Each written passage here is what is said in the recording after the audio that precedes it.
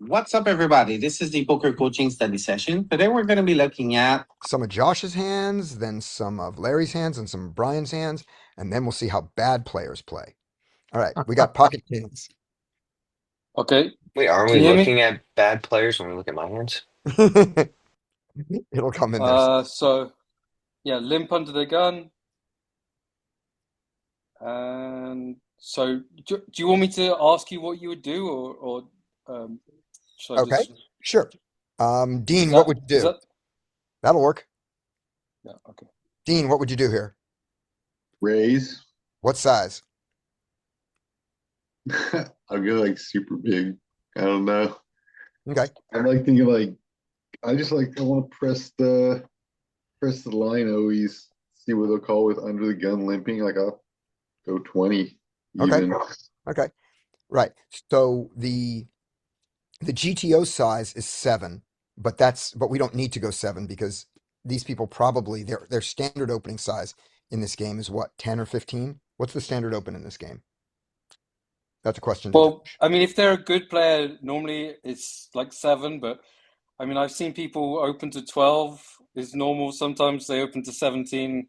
Exactly. And sometimes they just open to 6. So it can. It Right. varies greatly, right? And I'm assuming those 10 and 12s get called regularly, right? Somebody opens to Yeah, 10. they do. Yeah.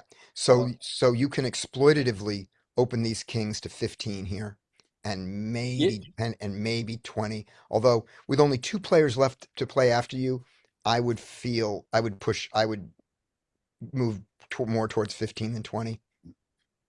okay. If you were earlier, I would be more comfortable with 20 because you have more people to call. So yeah, I think I'd do 15. Okay, Yeah. so I did just open to 10, and that's because, like, if I have a pair, that's above fives or above, Yeah. or a suited ace or something, I also just want to open to 10, right? That's fine. I mean, 10 is theoretically sound. Again, the GTO size is only 7. So you're already pushing an exploit. It's just probably the case that you can push that exploit even more here. But Are okay. we solid? Well, you gotta tell them the reason that we like to go bigger is because under the gun limps are generally not folded. So Yeah. they're gonna call Bro, with so many poor hands getting to the flop. Yes.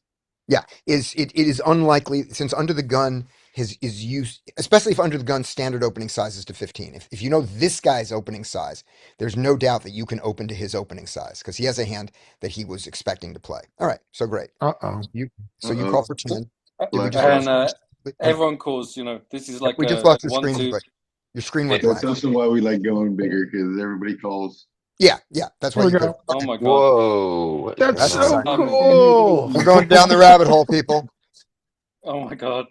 Okay, just reshare it. Infinite bluffs. Yeah. Can you So see? we can see your screen. It says yep, but and then we'll see your screen actively as soon as you. There we go. Yeah, We There got we so go. it. everyone called. Yep. All Uh, right. So, Josh, one question for you. yeah.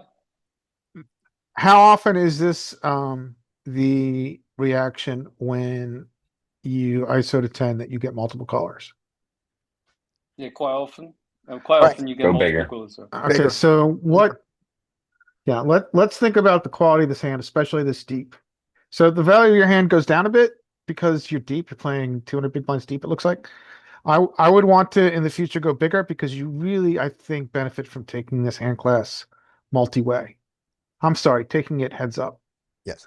This hand at 200 bigs is going to play best heads up. And We your screen is lost again. yeah, your screen Do you want to send the link in the Sure. chat and someone else can open it Yeah. and share it for you?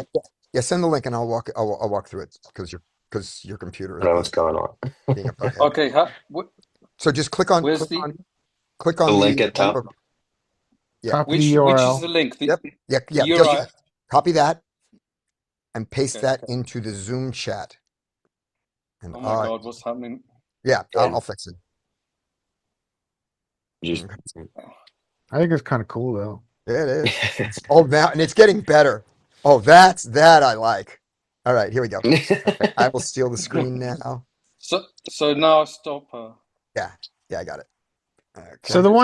the one modification or adjustment I'd make is that think about the hand, think about the stack depth, think about how that hand functions best at that stack depth.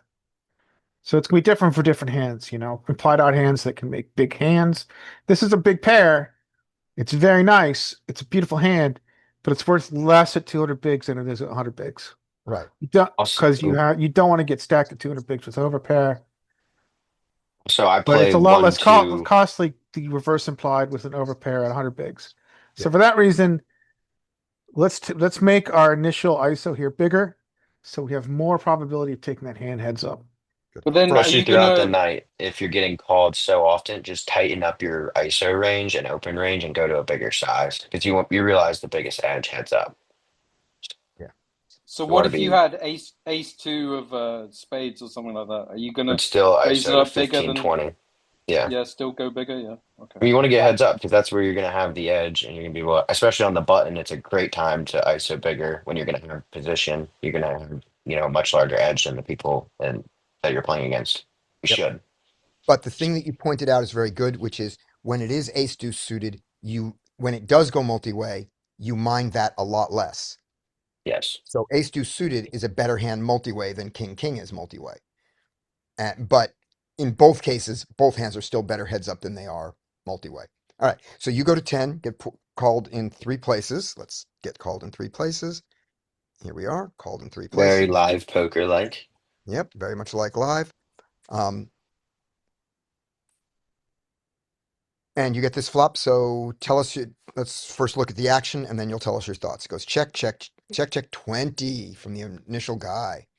All right, so the first question you want to ask yourself right here, before what is my hand and all that, what's his range? What do we think his range for 20 is? So what do you think, Josh, for this guy? You played with him, we didn't. Yeah. So I just think it's something not great. I mean, it could be a flush draw, right? But it could be Yeah, just some pair or something like that. I mean, it's such a weird thing to do, isn't it? But they love to do this kind of thing. That happens all the time.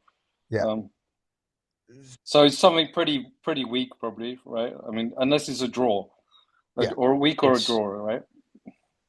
Yeah, so logic tells us what's sensible to do here is pocket sevens makes sense, ace six suited makes sense, ace five suited makes sense to do this.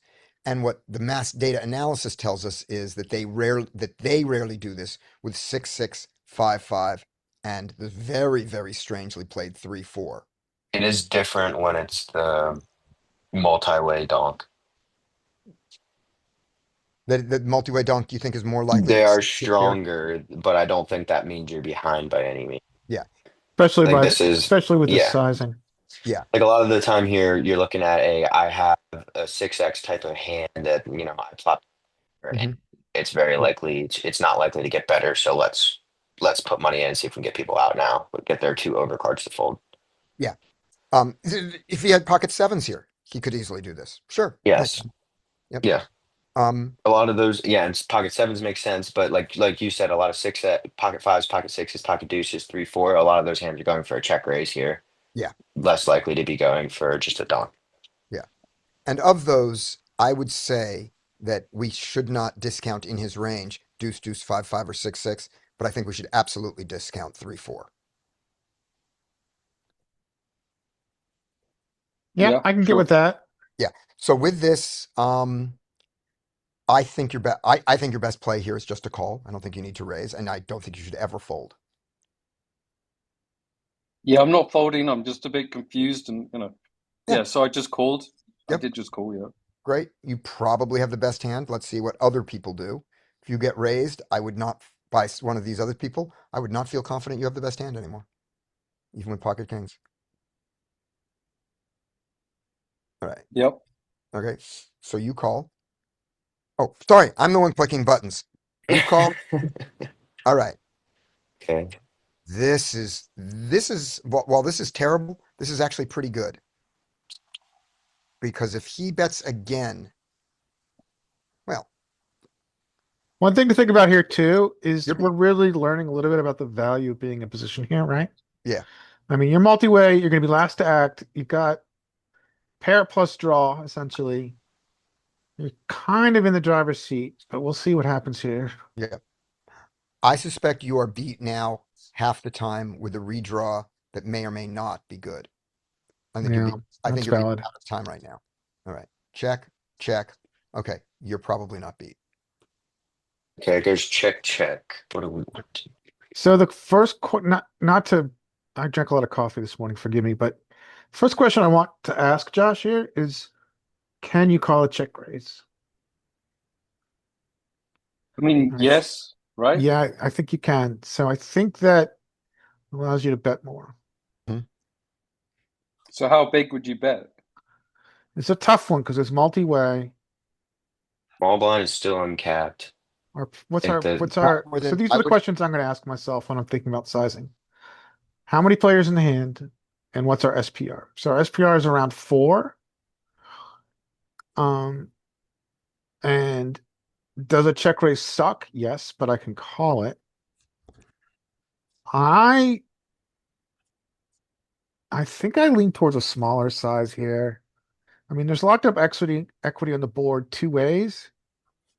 I kind of like 30 to 40 bucks or pounds in this case. Yeah. What do you guys think? I could be, it's a very tough spot. I mean, we're far away from solver land, but I I think like locked that. up Let's equity keep them two wide. ways, a hand we can call it check raise. But after check, check, I think I like 30 or 40 pounds. Yeah. If you're going to bet, I think that's the right size. I would never bet more than 50 pounds here. Um, and I like a check best Yeah, a check isn't the worst. Yeah, it's a tough spot. I think I like 30, 40 pounds though. because I you mean, can, Scotty, can we make an argument that a bet does allow us to understand the range a bit more? yeah, but what do you want to do with that information? Well, we know we can call with the king of spades. Right. So let's say you get check raised here Yeah. and the river comes not a spade. The size bet that you're going to face after the check raise is going to be bigger than the size bet you're going to face after the check, check, check. So you've spent check raise money to get information that allows you to what? Fold the river for more money than you would have just had to call a single bet on the Wow. river. That No, doesn't bother you. you've made a very, very cogent argument. I Right. can't argue with your Yeah. position here. A spade comes, you probably have the best hand, but you've paid for it. And if you do get Yeah. bet into, you're not raising unless it's the ace of spades, right? Yeah, you have a really good point. You have a yeah, good point. heads up. I like 30 or 35. But I'm I just just Yeah, thinking feel now I multi-way. just I like to just check here. I think is yeah. Let's I check. wonder if we're just missing value. But right, we're missing. No, absolutely. You are missing value here, and you're giving a free card to an ace that isn't here. All those are true, but of the value, do you think you're getting two streets against No, that there's very average? few situations in which unless it's the ace of spades or the queen or the ace of spades or another spade, I don't think I'm value betting river. Right, Well, you're that's not value betting completely river. true because if you go small here and just get called in one spot, we're just gonna go super small in the river to target their weak value hands like and Right, eights. Yeah. We can right. still get a little bit of value. So Yeah, I so think you. so let's Yeah, I get think you lose. let's get one bet twice the size on the river.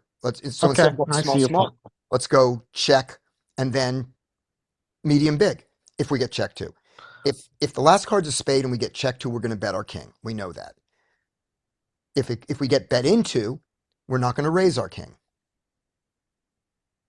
So Yeah, you're making a good argument. You're right, making a good argument. I think check is better. I right, changed my mind. right. But we're giving a free card to the ace of spades, and we're giving a free card to just an ace, to the ace six to beat us, and the Yeah. ace five. We are, yep.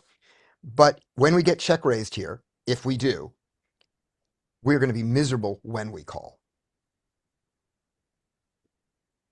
They don't have check raise bluffs. Yeah, they don't have check raise bluffs, but do you want to fold your pocket kings to a check raise here with the king of spades?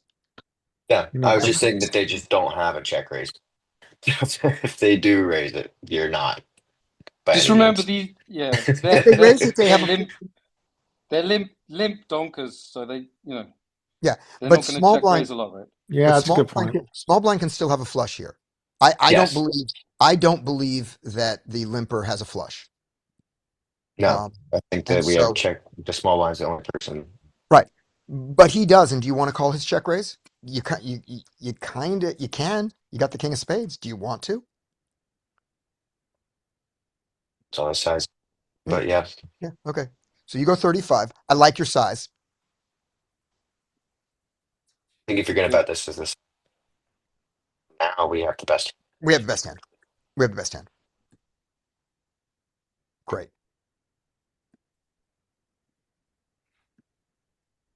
Okay. He checks.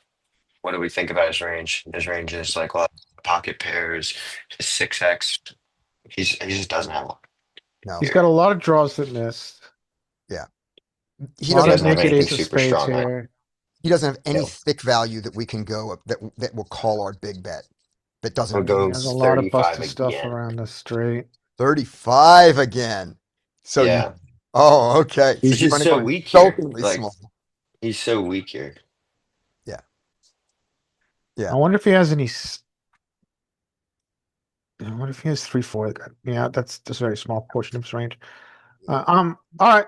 I don't. What size do you guys like here, Josh? What size do Harry you like? says 35. I'm not going that small, but I'm No, going. I don't. I don't. What do you? I Well, mean, we're gonna I see what under, Josh did. We're it's gonna see what super Josh did. This is- exploitative, but it's just not Yeah. what I would use. Yeah. So Mel, what size do you like here on the river, or are you going to check back, or did you bet the turn? Right. He called, right? The turn. So You called the turn 35. I would either go very small or yeah, I would go small, like a block bet. And what size? What would you make the size of your block bet? Probably 1/3. Okay. Yeah, me too. Can I ask a group a question here? Yeah. I've been getting in the tendency of going large here because I think that clarifies their range, and I think it allows us to more easily fold to a check jam because it takes away their sizing tell from us exploitative check shoves. Yeah. What? I mean, they What? just don't do that often enough as the I feel Yeah, like. I guess you're right. Yeah. What Okay. is If you're playing against a really good player that's gonna have the capability, but like most, especially on the guy that goes donks this board multi-way with you left. I mean, he's not a good player, unless he's wildly aggressive, then which it doesn't seem to be the case that he is. Yeah, wouldn't worry about that because if he just shoves, he just always had it. We just fold.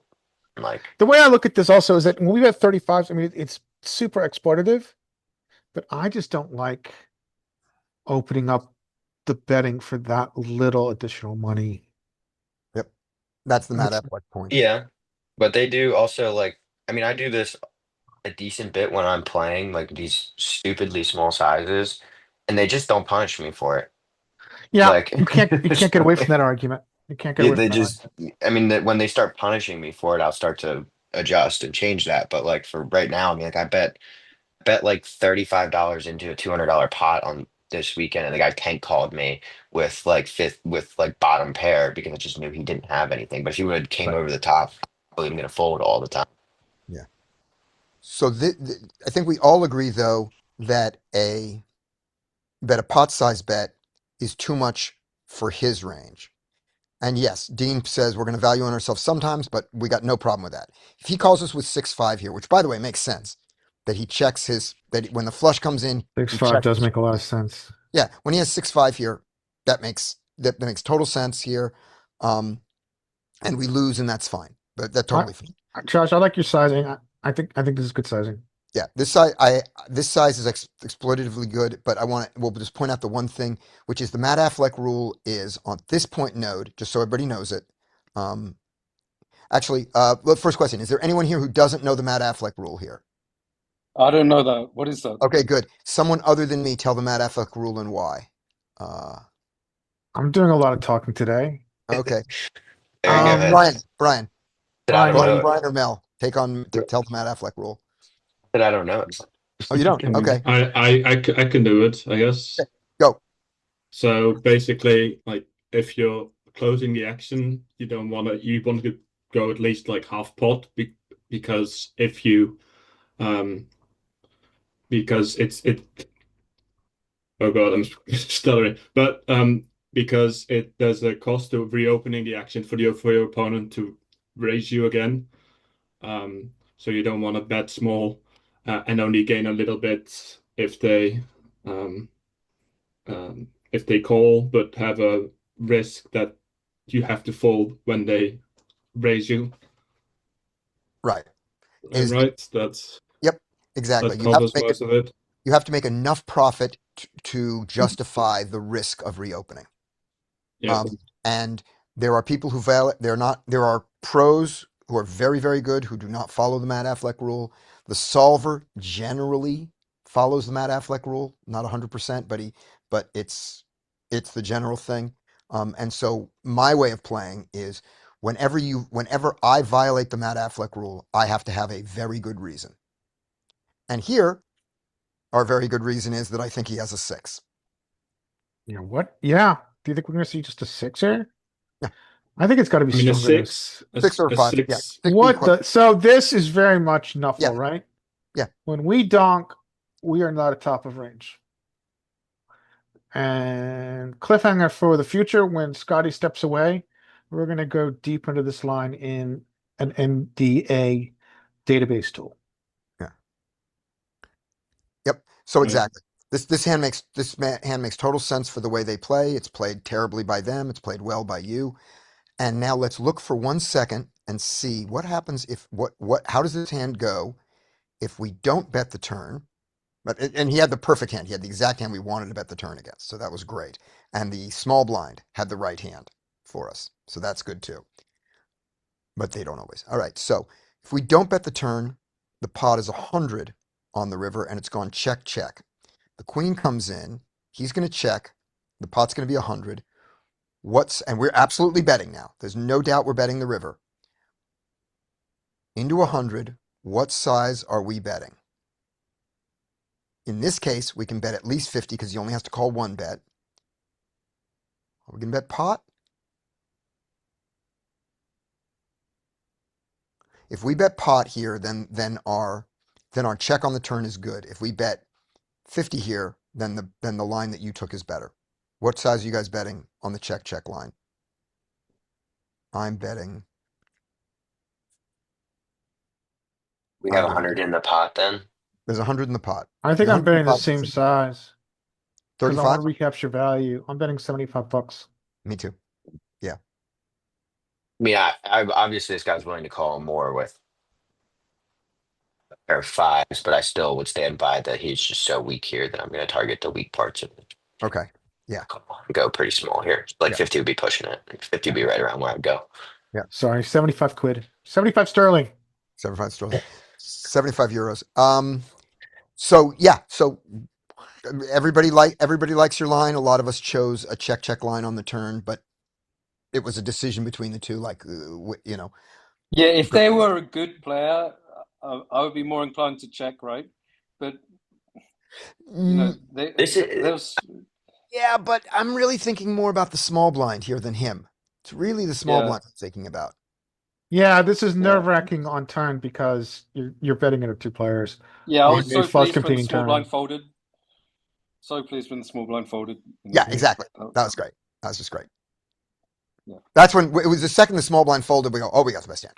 We're fine. All right, next hand. I think there's a new hand from John. Yeah, there you go. Yep, I got it. All right, Queen 9 suited. No suited, no. Oh, Queen 9 offsuit. Okay. Oh, great. It's folded to us on the button. We open the bottom of our range. Let's do it. Let's always open this unless there's some bizarre thing going on here. This is an open, right? Yeah. This is absolutely an open in the solver. And here are the two things that might make you not do it. If this is a big blind who calls 100% of their cards, or let's say 90% of their cards, how does Queen 9 fare against a 90% range? I think it's actually quite good. Bye, Mel. See you in a minute. Let's just see whether if you lose all your fold equity, because we know people who defend their big blind all the time, right? It's their big blind. So let's just see Queen 9 offsuit against, and remember, we're in position, so we're going to realize our equity better, but what is our equity against a 90% call range? 89.7. Add. All right. It's Still an open. Yeah, Okay, take never it. mind, I'm sorry. Take it. So the only time that we're going to drop queen nine off is if either of these guys is been maniacally raising. If their way of defending is by three betting and they do it a lot, then you'll just fold your queen nine. But queen nine's an open. It's a GTO open. That's a GTO size. I don't know this for a fact, but I would bet that it is still an open at three and four big blinds. Larry, do you have a four big blind chart there? Just to Yeah, I look it can up, show that. just to make sure, because I learned it at two. I learned 2.5 and 2.5 big blinds, and then I apply that to three big blinds live, and that's kind of sloppy of me. Welcome back. All right, so you raise, get called, great. He checks to us in flow. So, first question is this a board that we can range bet on? Is this a range bet board? I would say no.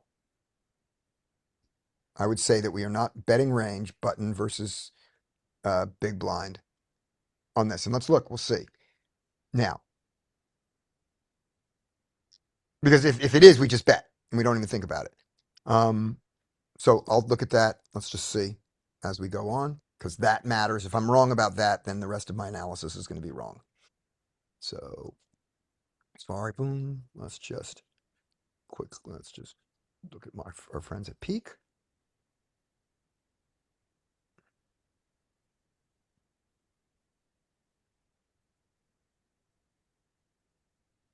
There we go. Move this over just a little bit so we've got that. All right, we are a regular cash game at 100 big blinds deep. Cash 100 big blinds deep. We are at the 6 max format, so we can get a rake here. Was there a rake in this game, or is this a timed game? Oh no, it's rakes, yeah. Do you Okay. have 200? Because he's way deeper than 200 here. Cash. Not post flop. Yeah, I don't have post flop. All right, so just a nice normal raise. The raise was obviously bigger. There's the call, and the board is, this is still going to tell us a lot. The board is King 6-4 rainbow. Spade, let's say club. He checks, and this is No, a king six, nuts. king six, not king queen.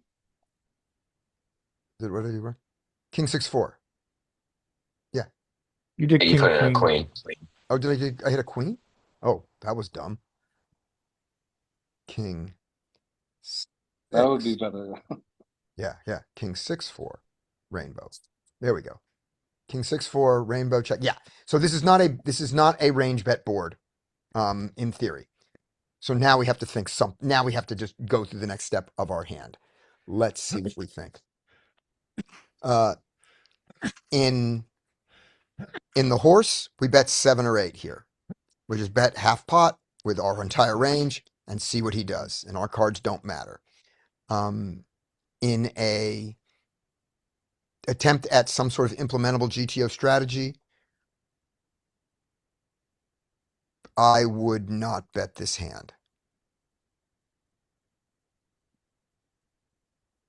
Because we have got everything that wraps around the king with 2 cards to bet before we get to this. So if I was playing this, so in a GTO strategy, I wouldn't bet this. Let's see if GTO does bet it. It does sometimes. There we go. It's enough.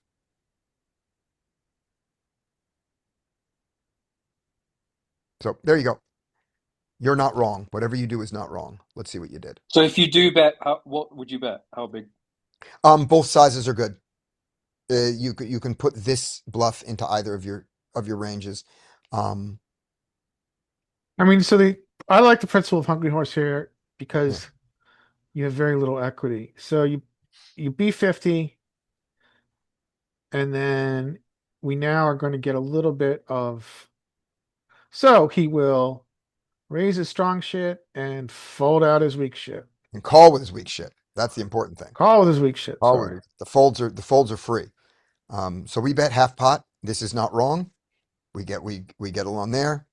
And now we pick up a real draw. So in GTO, we are going to continue betting here. If he doesn't donk into us, we're absolutely going to continue. That's critical. If in The horse, we're going to bet again. Do we need to recap him? No. So Why do we not need to so now recap we him ask the here? question. We ask the question, what's his range? So when he calls here, what is his? So thinking like the horse, he called. What is his range? So Well, it's King X. It's yeah, very hard no, to have. I not mean, asking you, Larry. ah, Yep, we're asking Josh. Oh, by the way, Josh, are you a question? Josh, are you Are you on? Are you Josh 34 dash? What's that? Is this you, Josh 34 dash I, on I don't Discord? know. Oh, you Is that me? I'm not sure what my Discord name is. okay? Did I Check. message you? Yeah, I don't know if it's you. If you messaged me, then I'm gonna. If somebody sent me a friend request, Josh. That was that. If it's you, I'll accept. If it's somebody else, I won't. I didn't send you a friend request. I just asked when the next Okay. study session was. Okay. Good enough. It's So today. All right. I can send you a friend request. You can if you want to. All right. Here we go. So, um, so my question is, when he calls this bet, what do you put as his range? And you can do large buckets if you want. I mean, he's meant to have a lot of suited stuff. When he's meant to have some small pairs, right? Hmm. So fours and sixes. I mean, he can have like a suited king or something. But yeah. King X suited. So he's got some King X suited. He's got some 6X. He's got some He 4X. hasn't got, like the king queen suited stuff that re-raised, He's just got a lot of suited stuff, a lot of pairs, Right. Right? Good. Right. What does he not have? A lot of. What does he have very, very little of here? After he calls, Yep. like he doesn't have two pair, right? Right. He shouldn't have two pair. He shouldn't have a set too much. I mean, he could, but Yeah. yeah. Okay. Gotcha. Now, do you think that with aggressive play, you can get him to fold a 6, a 4, or pocket sevens by the river? This Yes. guy. Good. Do you think you can get this guy to fold a king by the river if an ace doesn't come? It depends how good the king is, but that's harder, right? This guy, he was a young Asian guy, like a Chinese guy with a big stack. He's a much better player than that. In the previous hand with the Okay. limper, this is a kind of young, intelligent kind of guy, So Okay. So keep that in mind when we'll keep that in mind if we're going to do a 3-street bluff that we are sizing not for a king. All right. So he calls. We get the jack. He checks. I am going to bet here. I am going to bet in the range of between 20 and 40. Or Brian's going to go 35 to 40. And then I'm going to go hottish on the river, depending on the river. Okay, here we go. And you did. Brian thinks we're so deep that we can. Oh, you think we can get him to fold a king? Brian thinks we're deep enough to get him to Absolutely. fold. Especially if you say this guy's actually a decent player. He doesn't have any strong king X. He has no strong king X if he gets Yeah. here and he's a decent player. So Yeah. we can just blast him off. And how much do you think he's going to want to play king 8 suited or king 9 suited for all of his stack that he just went to build? Yeah. Put all his whole stack in there. He's not going to want to do that shit. Right. So therefore you got to get you got to get this bet here. So your very big bet on the river is both plausible and also so you can win this much money. Okay. Mhm. 25. So you're going more mine. So you're aiming towards getting a 6 to fold by the river with this line. Oh, you're check raised. You're done. Yeah, now we run. Yeah, you're done. Even though you have a draw. yeah, so that's the problem with betting this, right? So Yeah. I just had to fold, right? I mean, He let you off absolutely. the hook so much there. Yeah. Like you just got so lucky. That's what you Yeah. should look at it like. Oh, I was gonna triple barrel into you. Oh wait, now I'm not gonna triple barrel into you. Yeah. Doesn't Hungry Horse use a smaller size here on turn? No, he would use it's not nut changing. Like, yeah, you have Yeah, to so every once in a while they pick up some sort of weird two pair. A lot of the time they're gonna let you know. Okay. All right. So Got it. you can, you know, Right. continue to I blast have to here. go back and watch those. Right. So with this in mind, so this line is even though you're folding some equity here, you're folding a straight draw. You emotionally, when you get this check raise, you should be happy. If you're going to play the Hungry Horse line, you look at that and you go, thank you for letting me know and saving me a 2x pot bet on the river that wasn't going to work. Thank you, King Jack. yeah, you think If- he had King Jack here, no, or like, no, that's what I'm saying is that's what you say in your own head.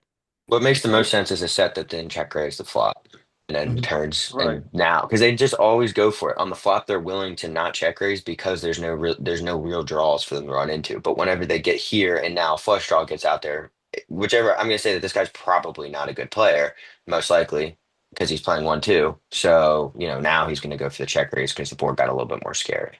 Right. So Yeah, that makes sense. King Jack makes sense here. 6-4 and 6-4, which is the equivalent of 6-6 and 4-4, all of which he has. Those all make sense here. And just a straight up decent king. His best king here, which is, I mean, he can have king 10 here and not three bet it. I'm gonna say a lot of the time it's not a king here because you have, I mean, like a lot of the bad players, they always think you have a strong king on a king high board when you raise the flop. Yeah. Not gonna go too wild with their king queen, so king jack makes the most sense. Yeah, King Jack makes sense. 6-4 makes sense. 4-4, 6-6. Those seem like the most likely hands. Keep your plus. Yeah. And if he's good, and this is what he does with his queen 9 of hearts, great. Good for him. Yeah, I say you're still not doing great there.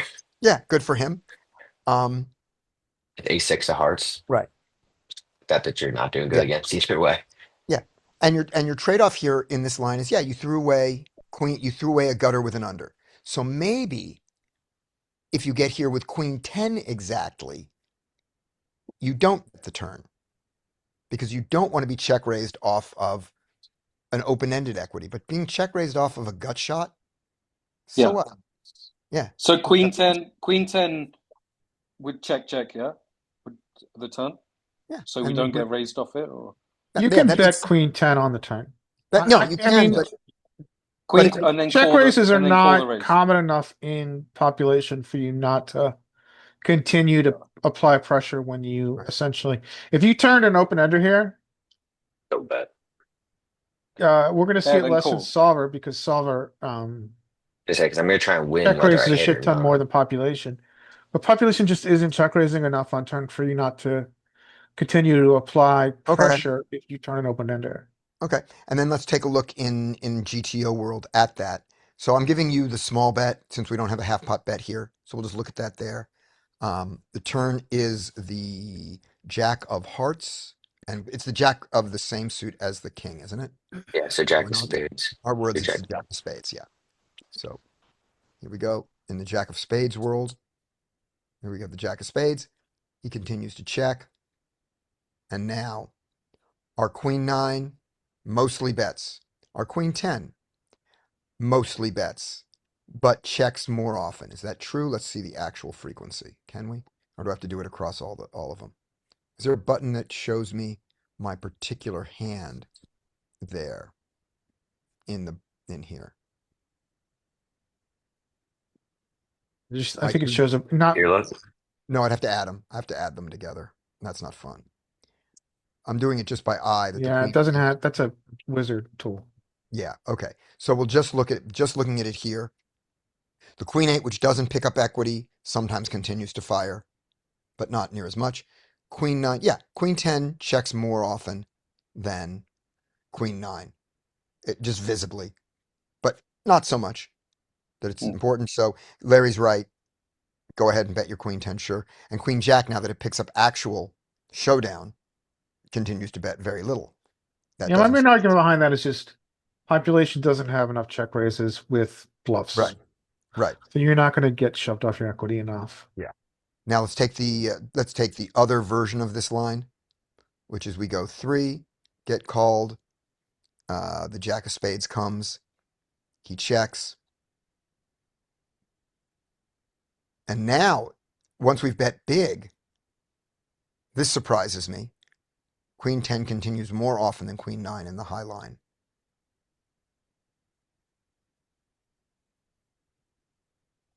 So I was wrong.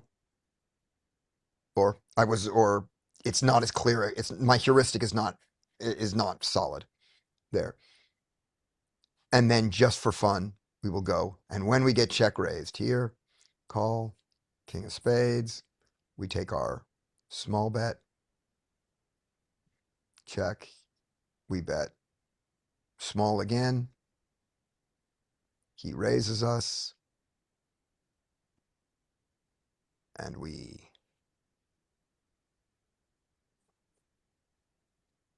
you want to call, and we want to call with Queen 9 in solver land. He has enough bluffs that we want to call. Yeah, I think we overfold to humans. Right. And this is his sizing. This is relative to his sizing, right? We bet on the turn, we bet 25 into a pot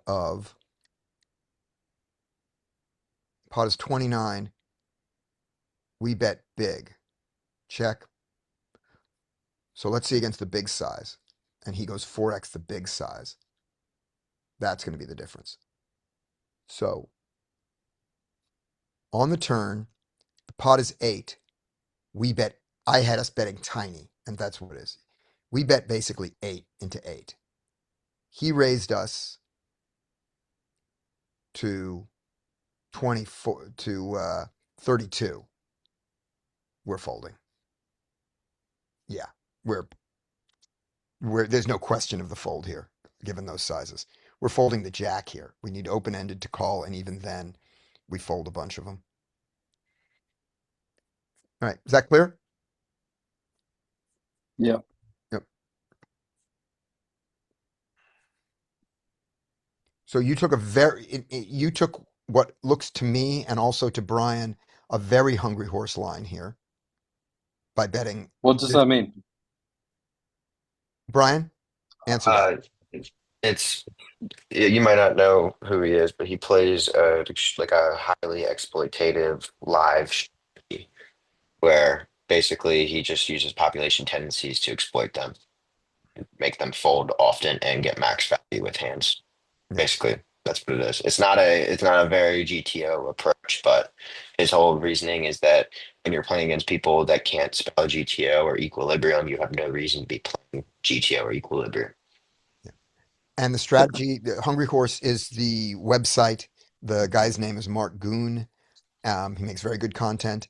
And the other thing about the strategy is focused highly, highly, highly on their hand, not on yours. Yeah, it's like what's their range and what do my two cards want to do against that range? Yeah.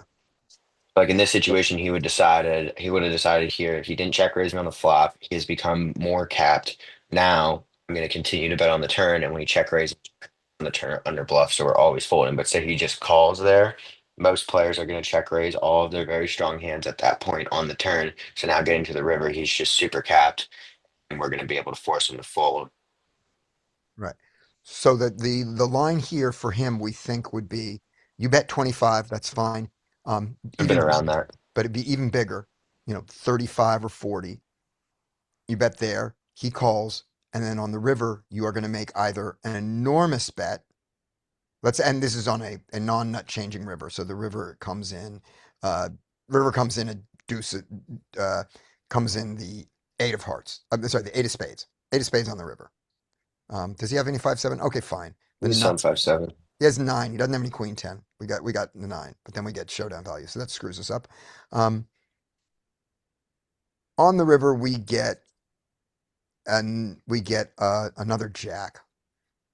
I don't know. There are no blank rivers. But I mean, 10x is like the blankest, yeah, 10x is pretty but that blank. gives you the straight. Yeah. So Yeah, there's no blank rivers. There are no blank rivers. So we're gonna make it 2. He doesn't have a lot of 3-5. We're gonna make it the deuce. So the deuce of spades coming. King X is a blank. Yeah, but King X has well, actually King X is pretty good, but the problem is that King X, some people then say their pocket sevens are good because you have fewer kings. Yeah, But it's a we're going deuce of diamonds, and you go 2x or 2.5x pot to try to get him to fold his weak kings.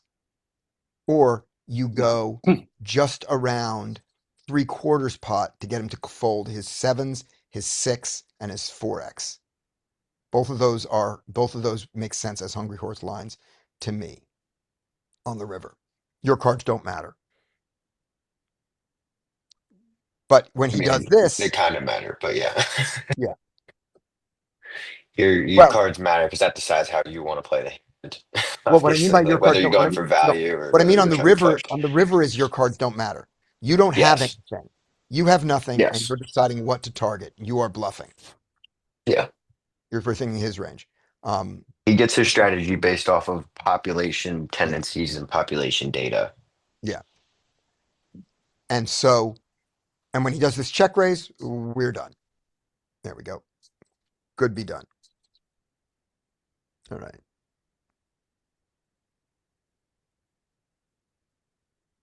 Ace queen. We like ace queen. We're in the big blind. We like ace queen in the big blind.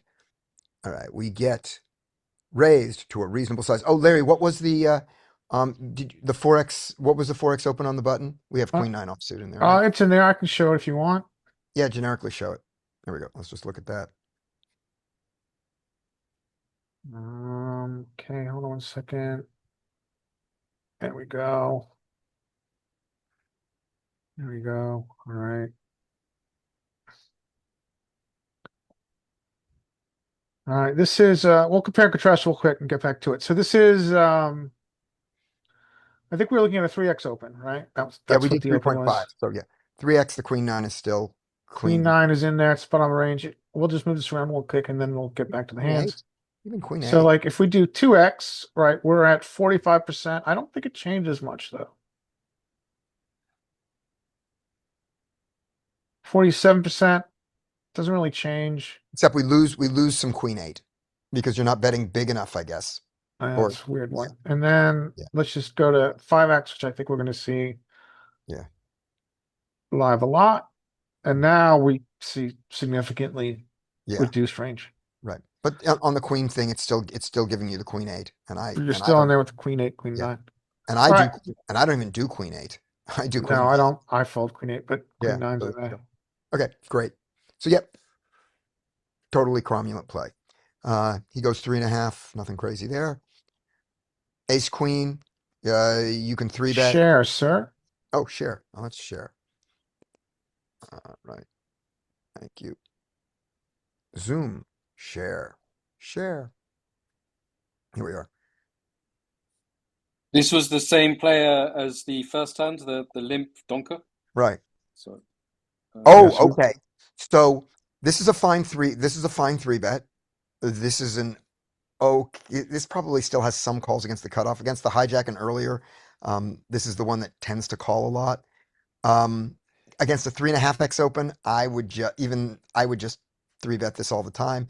Against a guy who splits his range, he's going to be a little stronger there. So I don't hate the Yeah. call. Never fold. I like but against 3.5x, I like a 3-bet better than just a call, and I like a 3-bet here to 28 or 30, something like that. Let's see which one you do. 30. Great. Perfect. He calls. Okay. We're out of position. You can check range out of position, even in 3-bet pots.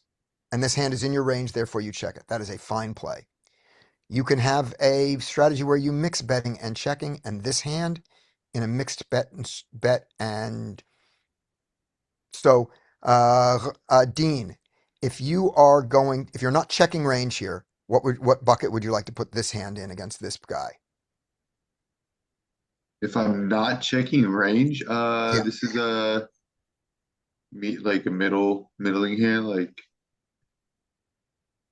good showdown. I don't know.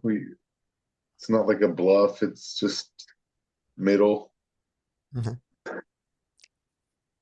All Okay, if I'm not checking range here, I could easily put this in my draw category. Yeah, yeah, Got yeah. a backdoor flush. I've got a That's what. backdoor straight. I've got 2 overs. That's enough to be in the draw category. So I don't mind betting this, and I'd bet it like 20, and I'm perfectly happy checking this and not folding to a small bet. You bet 25. Great. He calls. Oh well. We pick up And the additional equity. I believe a solver will continue betting. I believe we should continue betting here. Who wants to check? Does anybody hate the bet line on the flop? Anybody? Let me put in this. See if we have anybody who just hates our bet line. That's not what I wanted. Let's go back to here. I I don't want, hate it, okay, good. Let me open up the Zoom window here. but I think when we turn additional equity Yeah. against a 3-bet call range, I think we continue pressure on turn. I agree. I want to continue. And use a polar sizing. But look what he's Watch out got for the back. polar It's sizing. really, Uh-oh. yeah, Yeah, that's bad. we're kind of fucked here. Uh, I think can we agree that SPR one on turn, our only sizing is shove or check? yeah, I don't hate a shove. Check the options. I'm curious. Is there any other size here at this Yeah, but SPR? but they're all problematic. Yeah. Anything big pot commits you. Anything small doesn't leave you enough for a bluff on the river, so you have to get there. So since you have to get there, I think you. And there's no merit in checking and going for a check raise because you're never going to fold here, and he's never going to. Yeah, right? He I bets, think he's never folding. I think at this SPR, You the just only jam. option is all in or check. I think we want to check because I Okay. guess we get the showdown occasionally if it goes check check check check, but we're not really going to get any more fold equity from going check raise to jam because No, when he no, bets here he's committed. he's committed So we're 100. not getting folds. Right. So we're kind of in two options where we just check down and give up and try to get there, And then if he checks or his eights or nines and we're like on a river all weird with 120 back and having to try to bluff after we check the turn, you know? Right. I mean, I guess if you go check here, you can just try and check and realize. And I mean, I guess what makes a lot of sense too is if you go check and he doesn't bet massive, like you don't have to check raise here, even though you just know you're not going to get fold equity. So Yeah, you can just check call and try to realize and save yourself the extra whatever he bets. You just save yourself the extra money. You now know, if he jams, we fold, right? We have to fold. We don't have enough equity to call. No, we don't have no, 30. we And then have. then it's a math problem. We don't have No, 33%. Well, no. what do we have? We have a gutter and a I think we've Flush. got And maybe one over. Maybe one of our overs is good. Maybe we yeah. have like So 25% equity. yeah. If he we don't shoves have enough 20%. to jam. Don't agree we don't have enough to jam. I do not agree we don't No, I have enough said to to jam. call a Oh, to jam. call a jam. That, Yes, I agree. but that's what I'm saying. I'm saying if we're checking, I think I mean, we want to get fold equity here. Right. Getting it by check raising. We get it from check jamming or from just jamming. Yeah. So we either jam or call here. Right. Really. Yeah. Or we either So, jam or fold whenever he bets. I mean, we can call a bet though. If he goes really small, we can call a bet and get the odds we need. Yeah. If we check and he jams, we don't get the odds we want. right. So I'm as played, I'm gonna jam here. I'm on team jam as played. But here's the error that I made. And this is really clear. I don't know how many of the rest of you made this error, but this is the error I made. I looked at this, thought about thought about whether I was going to bet range on this flop. I decided against betting range. I mean, I'm checking range. I said, I might check range, but I said, when I take the Don check range line, I do this. I chose my size. And then on the turn is when I noticed that he has Yeah. 120. I should have noticed that. Here's where I should have noticed that.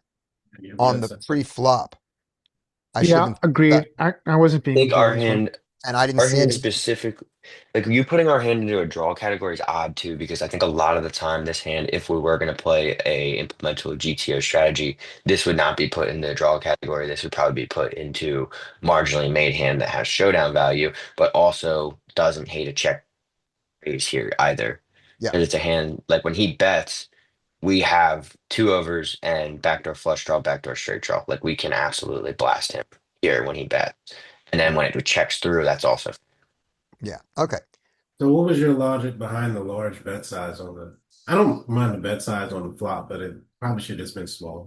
It's not that big. It's 25 into 60. It's not that big. Well, that's We're just like in a three, in we're a 40%. just in three a, bet pot with we're just in a three SDRs bet too. It pot. is Yeah, that's Yeah. like a 40% bet, right? No, it's 30, Yeah, yeah, 40. It's like yeah, a 40% 30, bet. 30, yes, 40. yes. Yeah. Yeah, so if you're gonna be betting range, then your percentage should probably be around 10 or 15%, not 40. Yeah, 20. Yeah. And that would be better against his stack. Yeah, and then you have something on the turn to Yeah. blast it off. The SPR is at one. So yeah, so you did the equivalent of a jam. And once you bet 80 here, I would have jammed. Yeah. Yeah. That's the one thing is you would like him to fold. Let's get max fold equity on the 80. If he jams here, you got to call. He does. I think you just have enough equity to call. Yeah. Right. And you And can, you get there. Well, I think you played it perfectly. You got there. For sure. Right. yeah. Okay. Oh boy, yeah. So Part Yeah. of why I he's a don't like lot. He to. has a lot of equity on that Yeah. turn there. I don't think he's folding. No. I don't think Never he's folding. folding, is it? But for that specific hand. All right, let's take a look at this world. What? Oh, I'm sorry, I missed it. What sizing did Josh choose on turn? He chose 80. 80. Okay, thanks. 80. Sure. And I think I am going to argue that there you once you decide 80 that 120 is better than 80. Yeah. Yeah, you He- just gotta shove. Yeah, he was I mean, he's- calling you, He's calling you, but but because you have to shove because you can't fold to a raise. Yeah. If he shoves over you, oh, he did. yeah, I missed it. Well, when you make that large bet on the flop, and he calls that large bet on the flop, he's pretty much committing himself. Even if he doesn't have it, he at least has an ace of clubs there. That's why I don't So, even love to jam because we feel like he's pretty much committed and our hand wouldn't want to call a jam, right. but we think we're going to get fold equity from a jam that we think from a hand that's already basically committed to the pot. It doesn't really. Once you go back and you look at what does he have to call that large of a bet on the flop? That's what I'm saying. Well, I mean, he should have folded what he has on the floor. Yeah. The ace of clubs is definitely in there. And then when you turn a club, it's like you have no fold equity whatsoever. all right. Yeah. So looking I at mean, like this, if we assume we have no fold equity getting there, we might as well never be jamming there. Yeah, right, exactly. Just try to realize. so here's our answer on this in a GTO world. And this is good and accurate for GTO. The only difference is his raise size was a little bit bigger, which It's makes too our big. that size. Yeah, it's too big. This still GTO makes sense, which is ace queen. It's missing a small bet though, right? Yeah. 5. Yeah, it's a small bet. Yeah, this is right. But ace queen has not. Here's the thing. Ace queen is a draw. Here we're not taking it for sure value very often at all. Our particular ace queen is, let's get just slightly weedier. Our particular ace queen is diamond club. Ace queen of diamond club is the one that does Would have actually never been wrong checks it. here. Yeah, Would have played this for showdown value. Yeah. Bet So- small. So he's betting 12 into 20. We bet and we bet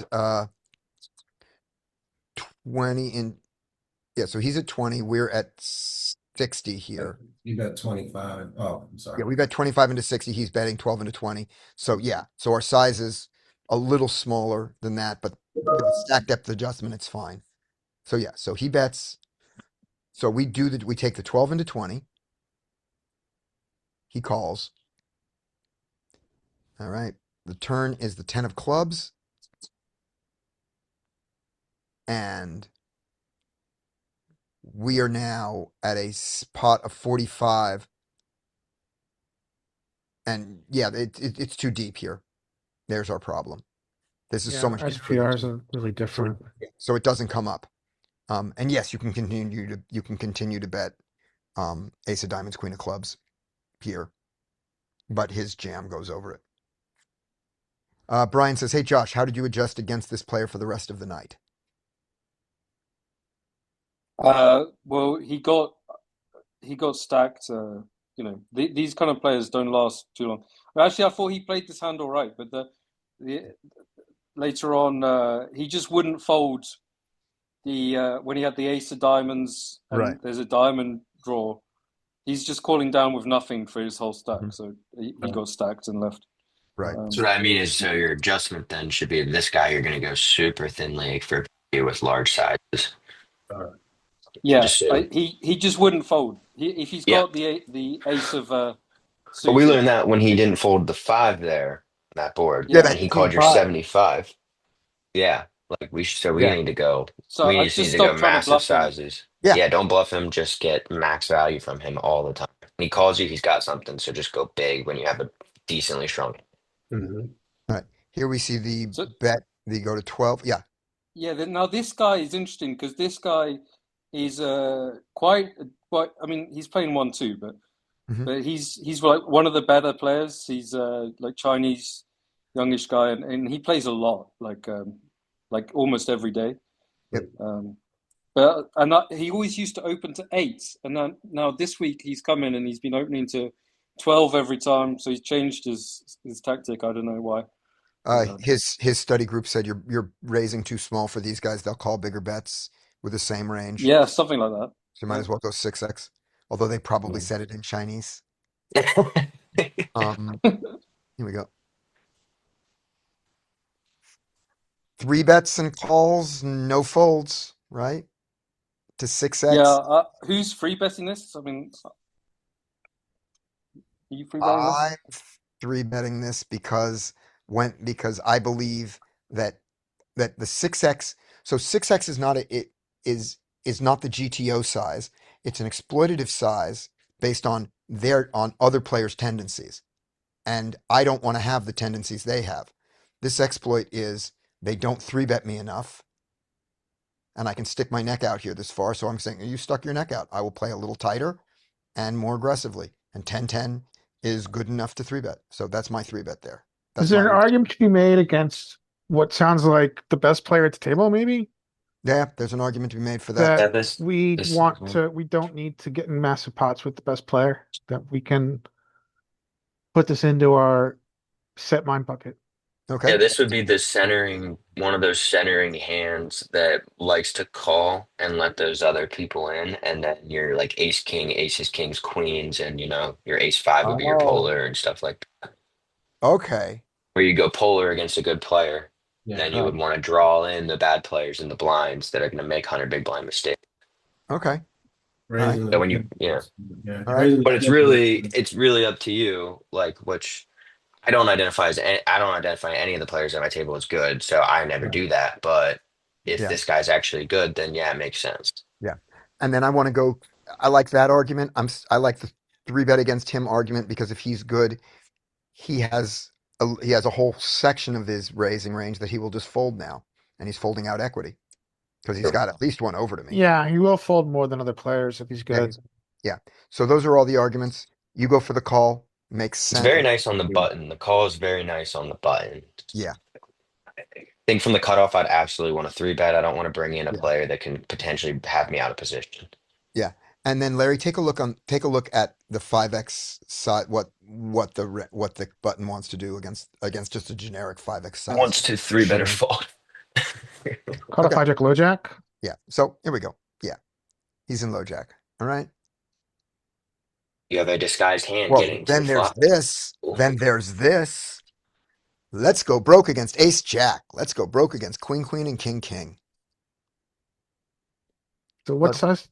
Oh, it has. Oh, he went 6x, but I think on yours it's going to be a 5x. All right. So it's gonna be bet or fold. Yeah. Can we show real quick? Yeah, show it. Okay. That's what she said. Sorry, I can't help myself. Okay. Yeah, that's what he said. So this is how deep are you? We are. Or like 200-300 deep, I think. Pretty big. 200 big range. blinds deep, yeah. He goes 5x. I think we're not gonna have much of a flattening range. So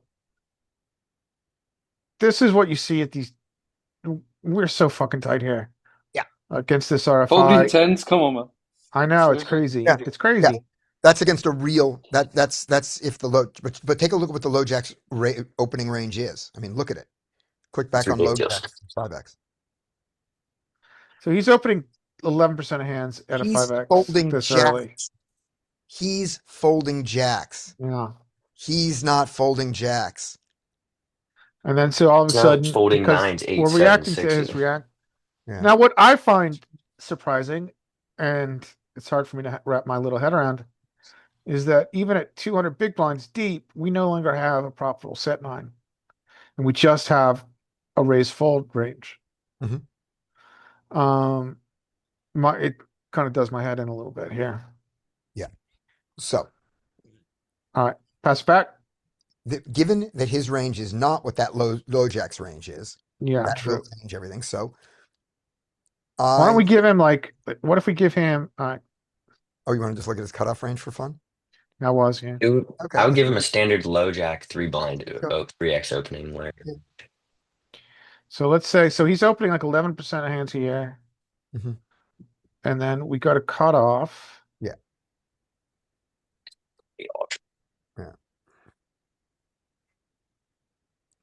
And now it's 21. That's a little bit more That looks realistic. that looks a lot more like the low jack range I would expect. Now we've got pure 3-bet to 15. Yeah.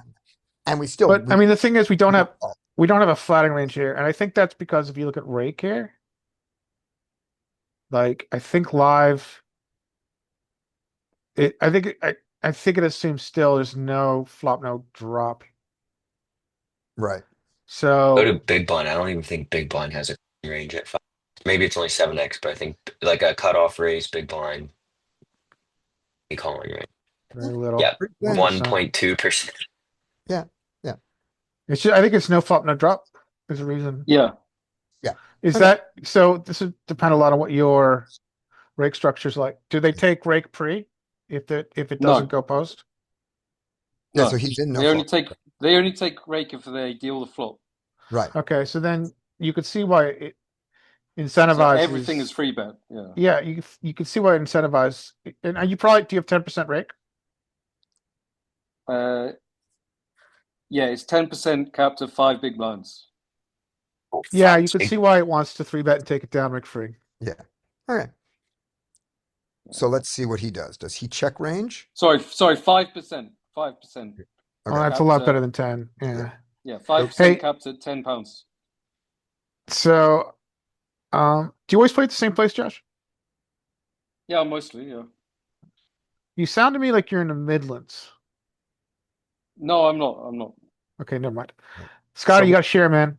Okay. Oh, I got to share. Sorry. Once again. Share. All right. Here we go. He checks.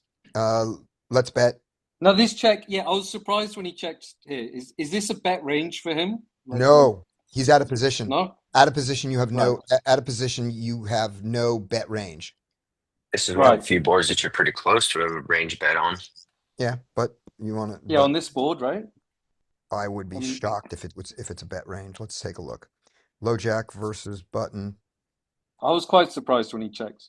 Yeah. I mean, they don't, I'm with you there that they don't do a lot of that, but let's just take a quick look. We are at reset, low jack, raises. We've got some button calls. We call. We've got this. We have got a flop of ace, king, 10. Is that us? Let's look at it. King, queen, 10 with 2 Okay. hearts, I think. Okay. I lost the hand. I closed the replayer. I've got to reopen it. King, let me reopen that first. Give me a second for being an idiot. There we go. King of spades, queen of hearts, 10 of hearts. Yeah. Okay. Thank you. King of spades, queen of hearts, 10 of hearts. And now I've got this showing again. There we go. Cards, king, spade.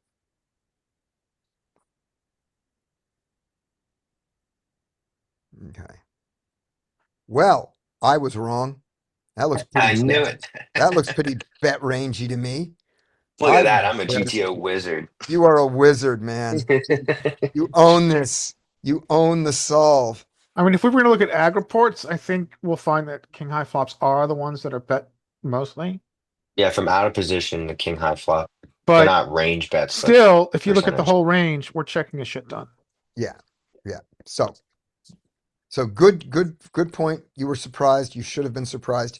He has a bet range thing. He didn't. Let's bet anyway. You would like to get all in against his strong hands, but you're going to get check raised by his strong hands. If he has ace, he doesn't have ace king here very often. That is the one problem, is that you have a really strong hand into his not really strong range that checks here, unless he goes for a check raise. So you check, he checks, you bet. I like your bet. He calls. All right. He's feeling ace queen, ace 10, jack 10 kind of hands here. Stubborn jack, jack jack kind of hands. Doesn't even feel like king 10 or queen 10. Not ace king. I don't think king jack. Yeah. So some showdown value, and I'm giving him the jack, not because he always has a draw there, but his sidecar, queen 9, king 9 suited, king 8 suited, maybe doesn't bet here. Maybe a little bit of king, but it's weak. That's what it feels like. You're fucked. You're fucked. You got 20% to vote up. You are, and he checks. Um, Yeah. You betting this? no. Yeah, this is a check now. Yeah. This is a great card to let him bluff into you on. Yeah. And also, the question to ask you here, it's hard to think of a worse card in the deck. Pretty bad card. I can't think of a worse card in the deck. Yeah. That is There's bad. one. Ace of hearts, maybe. Now, the Ace of Ace Hearts of is hearts is better. It makes a lot of two pairs. Yeah. Ace of good hearts. because it also eliminates a lot of his The ace of hearts would flush be draws. actually be worse than the jack because it takes his flush draws. You're right. It takes his ace X flush draws. Yeah. Yeah. I don't know Yeah, I what. think this might be the And worst then you card in also the got to deck. think about that a lot of his ace X, I mean, he's got he should have a lot of ace X suited, but now he shouldn't have a ton of flushes. It comes down to it. Like if we think that he's going to check raise a lot of his ace king on the flop, then we kind of eliminated a lot. Really? Fourth Ace pair one five suited? time. So he raised ace deuce suited all the way up to ace king suited. So a quarter of those are hearts. Man, he raised and called He it. doesn't have the ace king suited. We've got that. Yeah. Still got ace deuce through ace nines of hearts. Yeah, Plays I guess. Yeah, that's true. He has ace deuce. He has all that stuff. Yeah. But he has a straight now with them too, so that's not great either. I Yeah, wasn't exactly. exactly saying it's fantastic, but those all No. have a straight now too. Yeah. No, so I'm on check back and call river depending on size, boat up and be happy. And We your classify our hand you as get your marginally value. made now, right? Yeah. Yeah. Our Yeah. So setting. we're just Yeah. then I like a check here and try to Yeah. let him go. Yeah. Check. I love it. Yep. Queen. You boom. Hooray! Oh, Hooray! well, that might not be good, man. You still got king, queen, you got No, queen. fuck it. No, he doesn't have a lot of king queen that doesn't check raise the flop. If he has king queen, it's a lot of money. Yeah.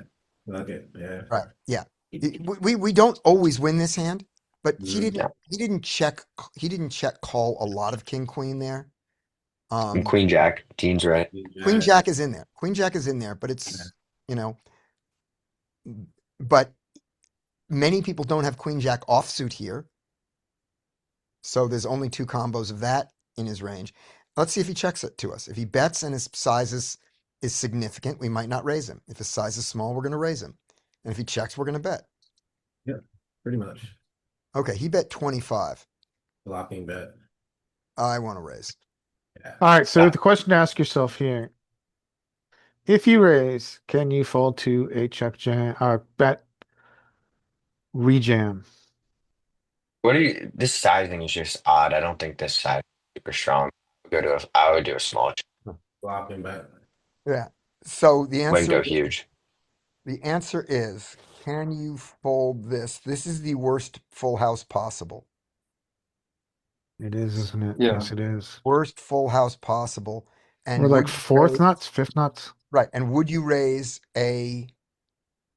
Would you be raising here with a straight? No. You. Are we raising a straight here? No. Are we Well, I raising, wouldn't. are we raising I just a would. flush? Obviously we're not. Obviously we're raising ace king of hearts. But are we No, we would raising? fold ace king of hearts. Okay. So, but are we raising just a flush here? I mean, unless you think you can get him off a chop, right? If you've got an ace and he's got an ace, you think you can get him off that? I'm not raising it. No. If But you're if I'm not, No. raising a flush, then you're saying that you want him to call trips, right? And that would yeah, he'd be stupid enough to call trips when you three bet him with a straight out there. So I yeah, don't think you raise a flush. yeah.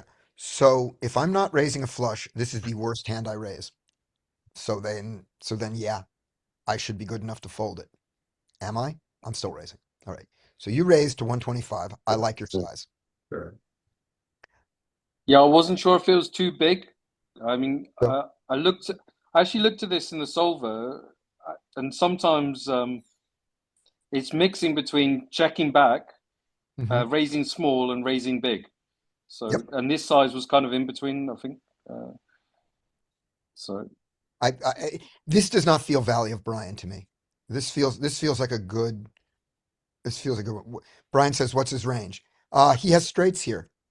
He has some Has flushes here. flushes, he has straights, he has He has flushes, he has some. trips if he's a bad player.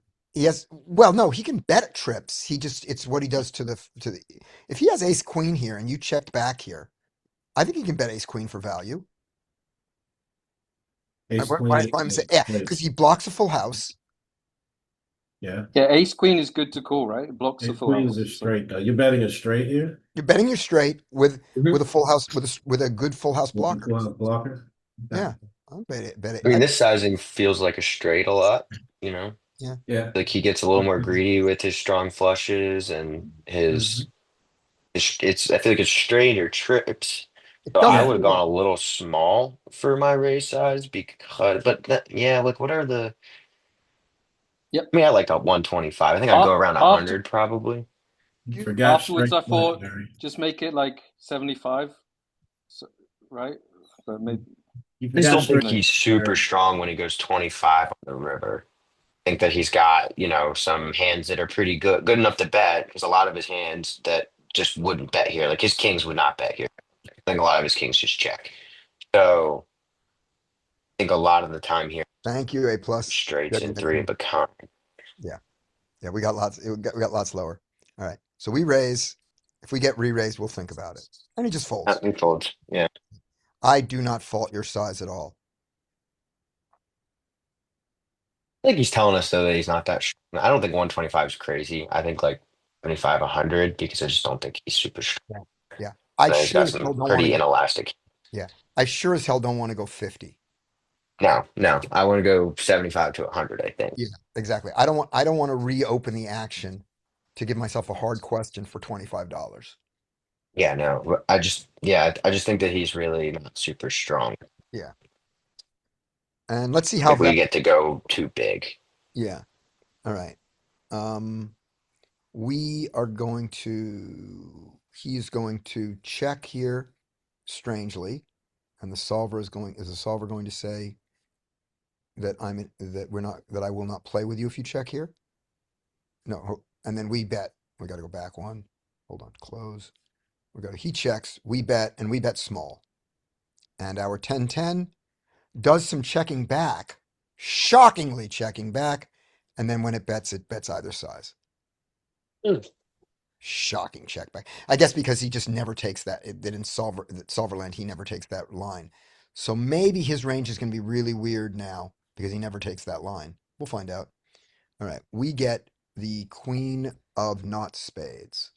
He calls, and we get the queen of not spades. No, Jack No, Oh, of hearts. Jack of Hearts. Jack of Oh, we hearts. get the worst. Oh, it's the river that's good.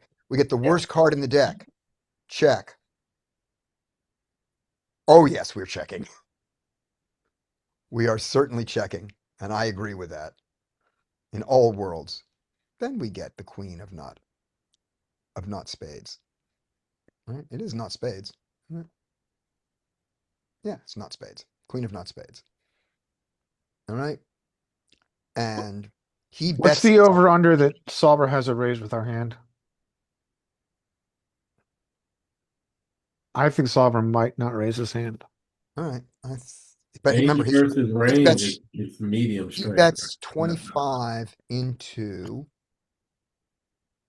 He bets. Like, He bets 25 into 57. So this is basically half pot, just under half. I'm on solver raises this more than half the time.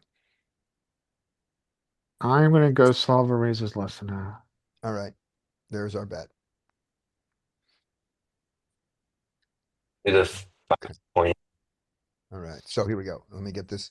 So we want the pot in this world is 9.7. So we're going to go to just over half, which is 5.8. There we go.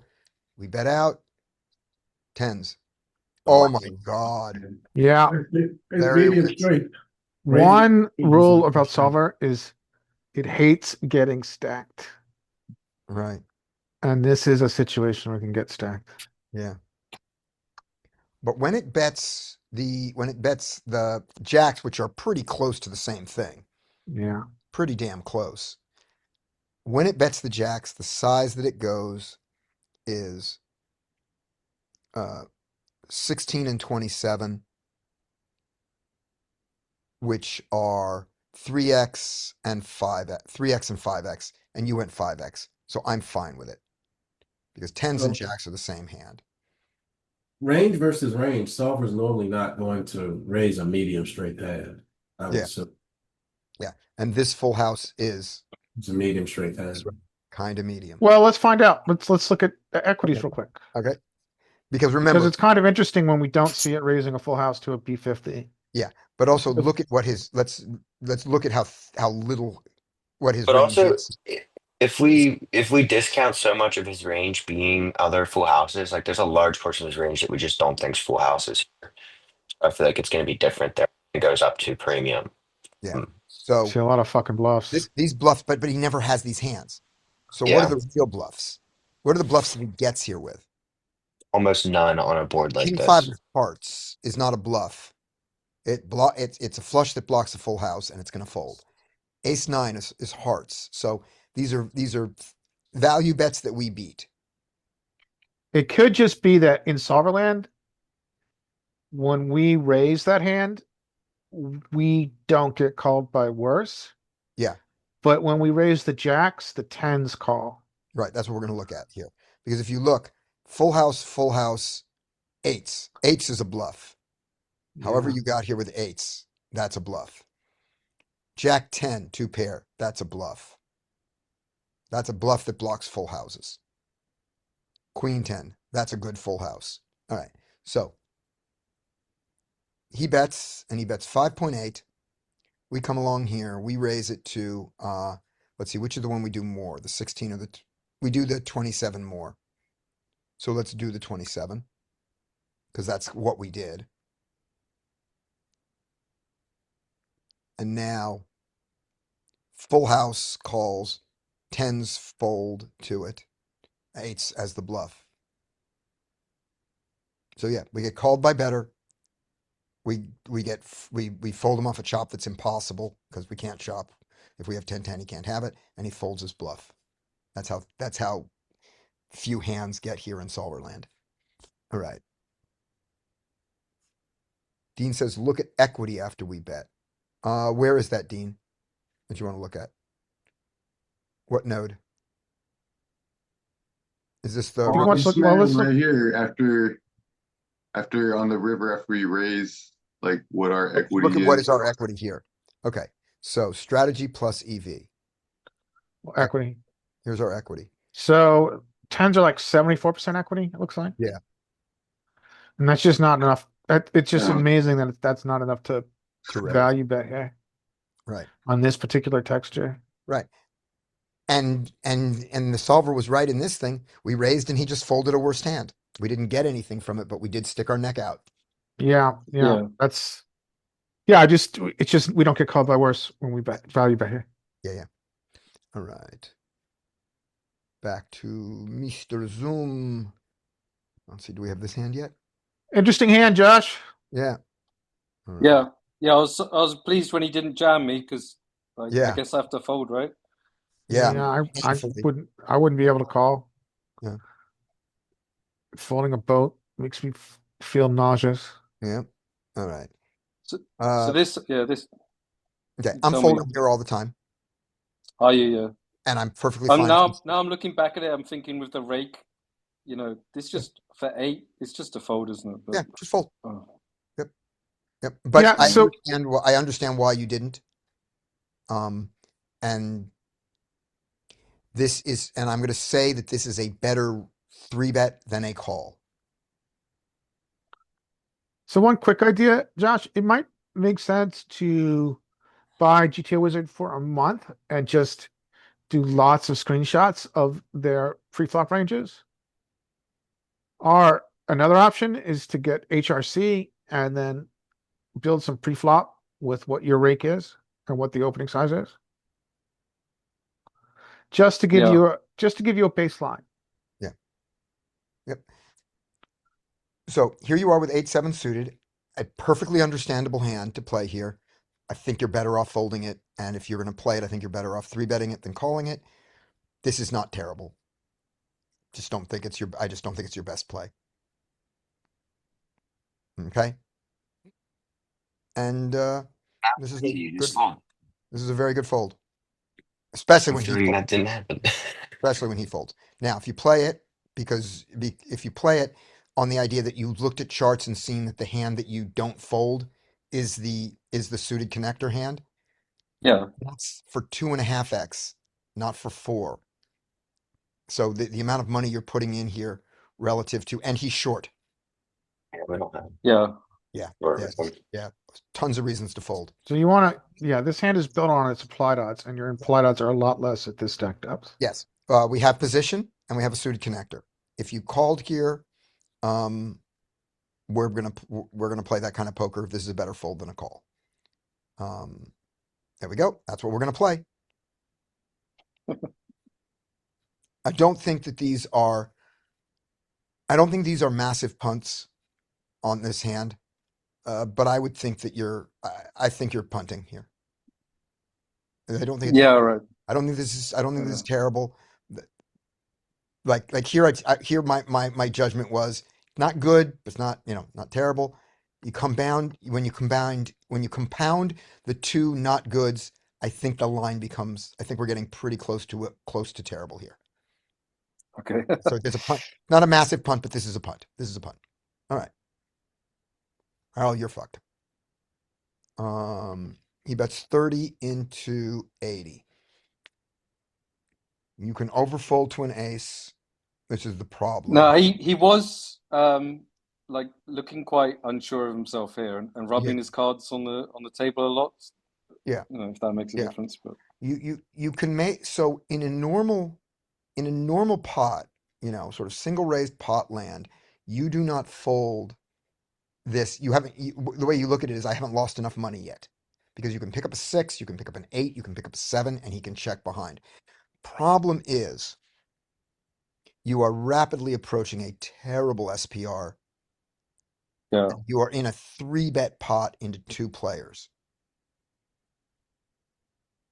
Okay. Yeah. So there's nothing good that can happen now. But which is less bad, call or fold? Dude, I think fold is worse than call. What do you guys think? I like being here. Yeah, we don't. Yeah, I know we don't like being here. Yeah. We don't like being here, but as played, I think I think we have still to call one I think time. we need to call one time. Well, you're The real not. problem here is that even his worst hands are like the hands that he's unsure of, that he's never getting away from, still beat you. Right. Yeah. Pocket tens Like, and oh, pocket. I have my kings or my queens or my jacks. Should I bet on this board? And they don't love it, but they're still ahead. Right. And then they go check, check on the turn. And then do you turn your hand into a bluff, in which case it didn't matter that you had the seven.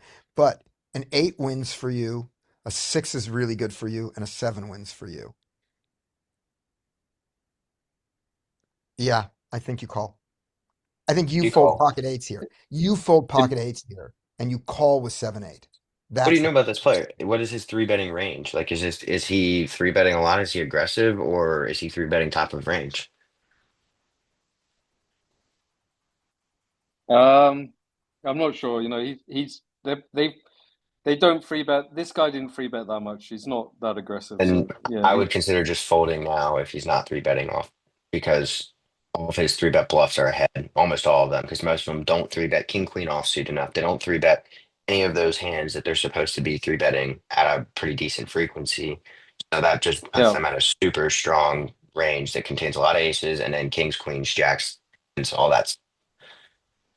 I It's mean, just I kind of felt he didn't have an ace because of the way he was like moving around a lot and rubbing his cards. He looked quite uncomfortable. okay. So okay, let's well, say do you think you you can make him fold with the stack depth? and are you going to? Are you going to try? Because even his I don't non-ace know. hands are still ahead usually. Right. Then maybe fold. So I'm going to put it this way to you, Josh, which is you are the best player in the world, and your read is 100% spot on. He does not have an ace ever. He has zero aces here. How are you going to play the rest of that hand with your seven? If you are not going to turn this into a bluff on the river, it doesn't matter he doesn't have an ace and that he's uncomfortable. Yeah, yeah. It's just and now because we're so shallow, that's going to be hard to do, right? So Yeah. Yeah, it is. yeah. Right. So great. Okay. Now when And then this card came, and I don't know if he had pocket queens, but he like suddenly like went all Yeah, stiff. you're done. yeah, Yeah, get the hell out of there. yeah. Yeah, that's There's no doubt. Yeah, there's no doubt you fold there. And if it goes check, check, you have to decide whether to turn into a bluff. And when you look at this, this can't be a two street bluff.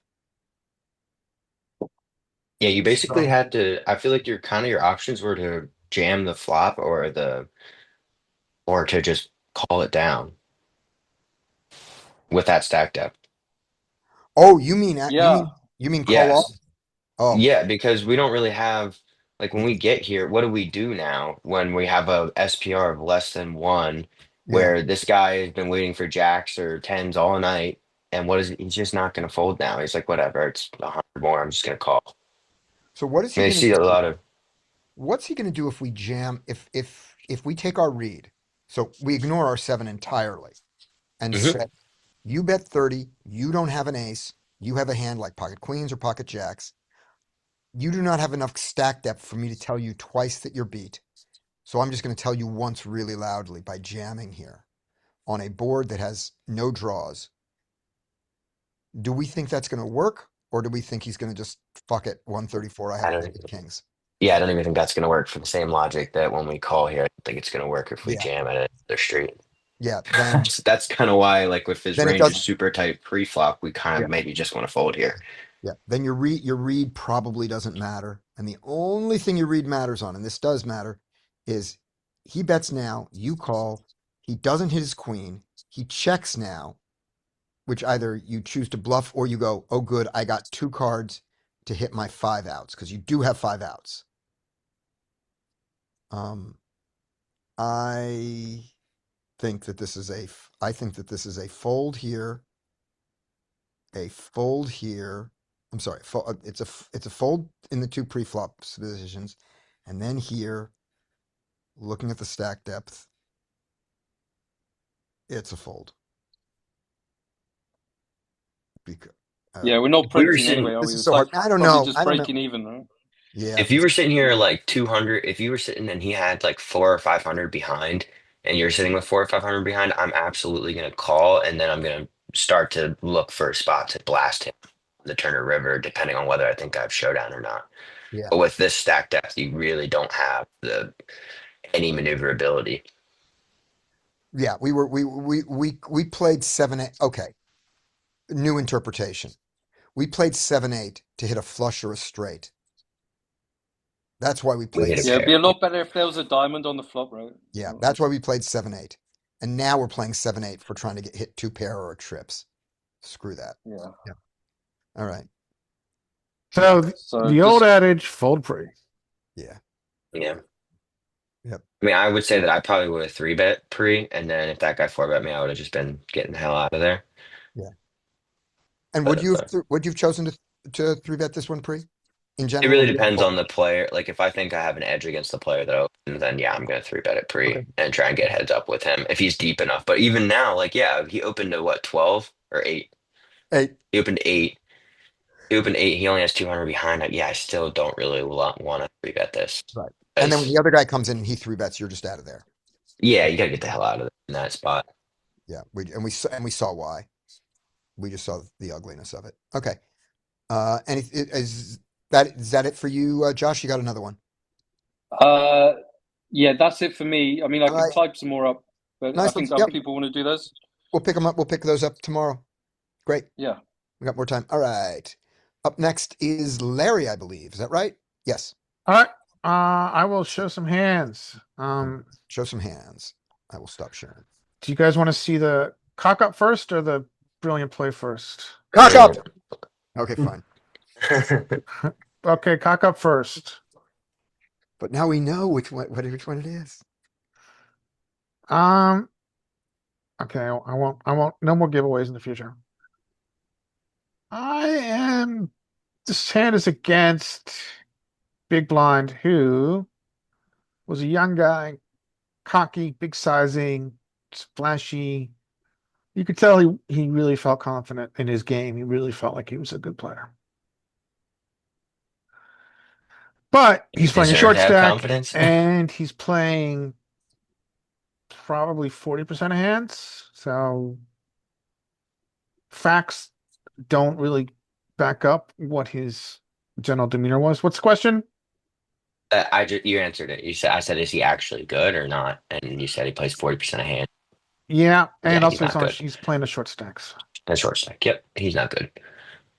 So 2 limpers. We got king to the suited. What do you guys want to do? So What size you want to use? Please. Josh, what size do you think you?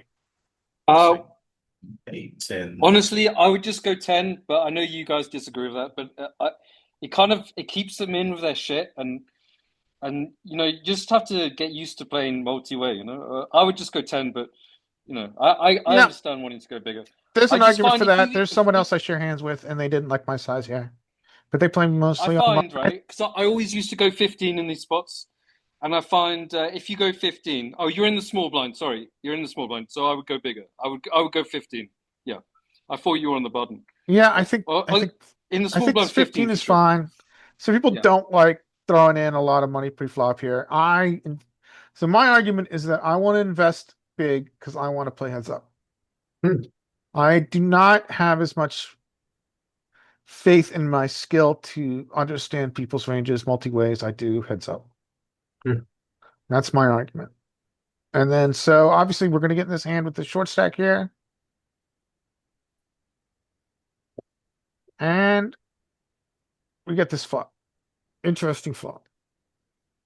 And our SPR is what? Around 3.5, something like that. You guys see betting here? Or are you going to check?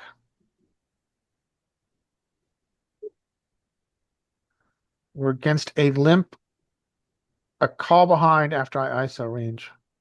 He's big blind, right? Yeah, so he flattered my ISO. Yeah, he's playing your eyes up. Yeah. Given your description of him, your check raise has to be in the consideration. Yeah, so our check raise size here, I think, would be I mean, it might be a shove at the SPR. Does he 3-bet a lot? 4-bet. Have you seen him 4-bet? Good question. 3, 4-bet. No, I don't have a big enough sample size for that, though. I don't have a big enough sample size. Okay.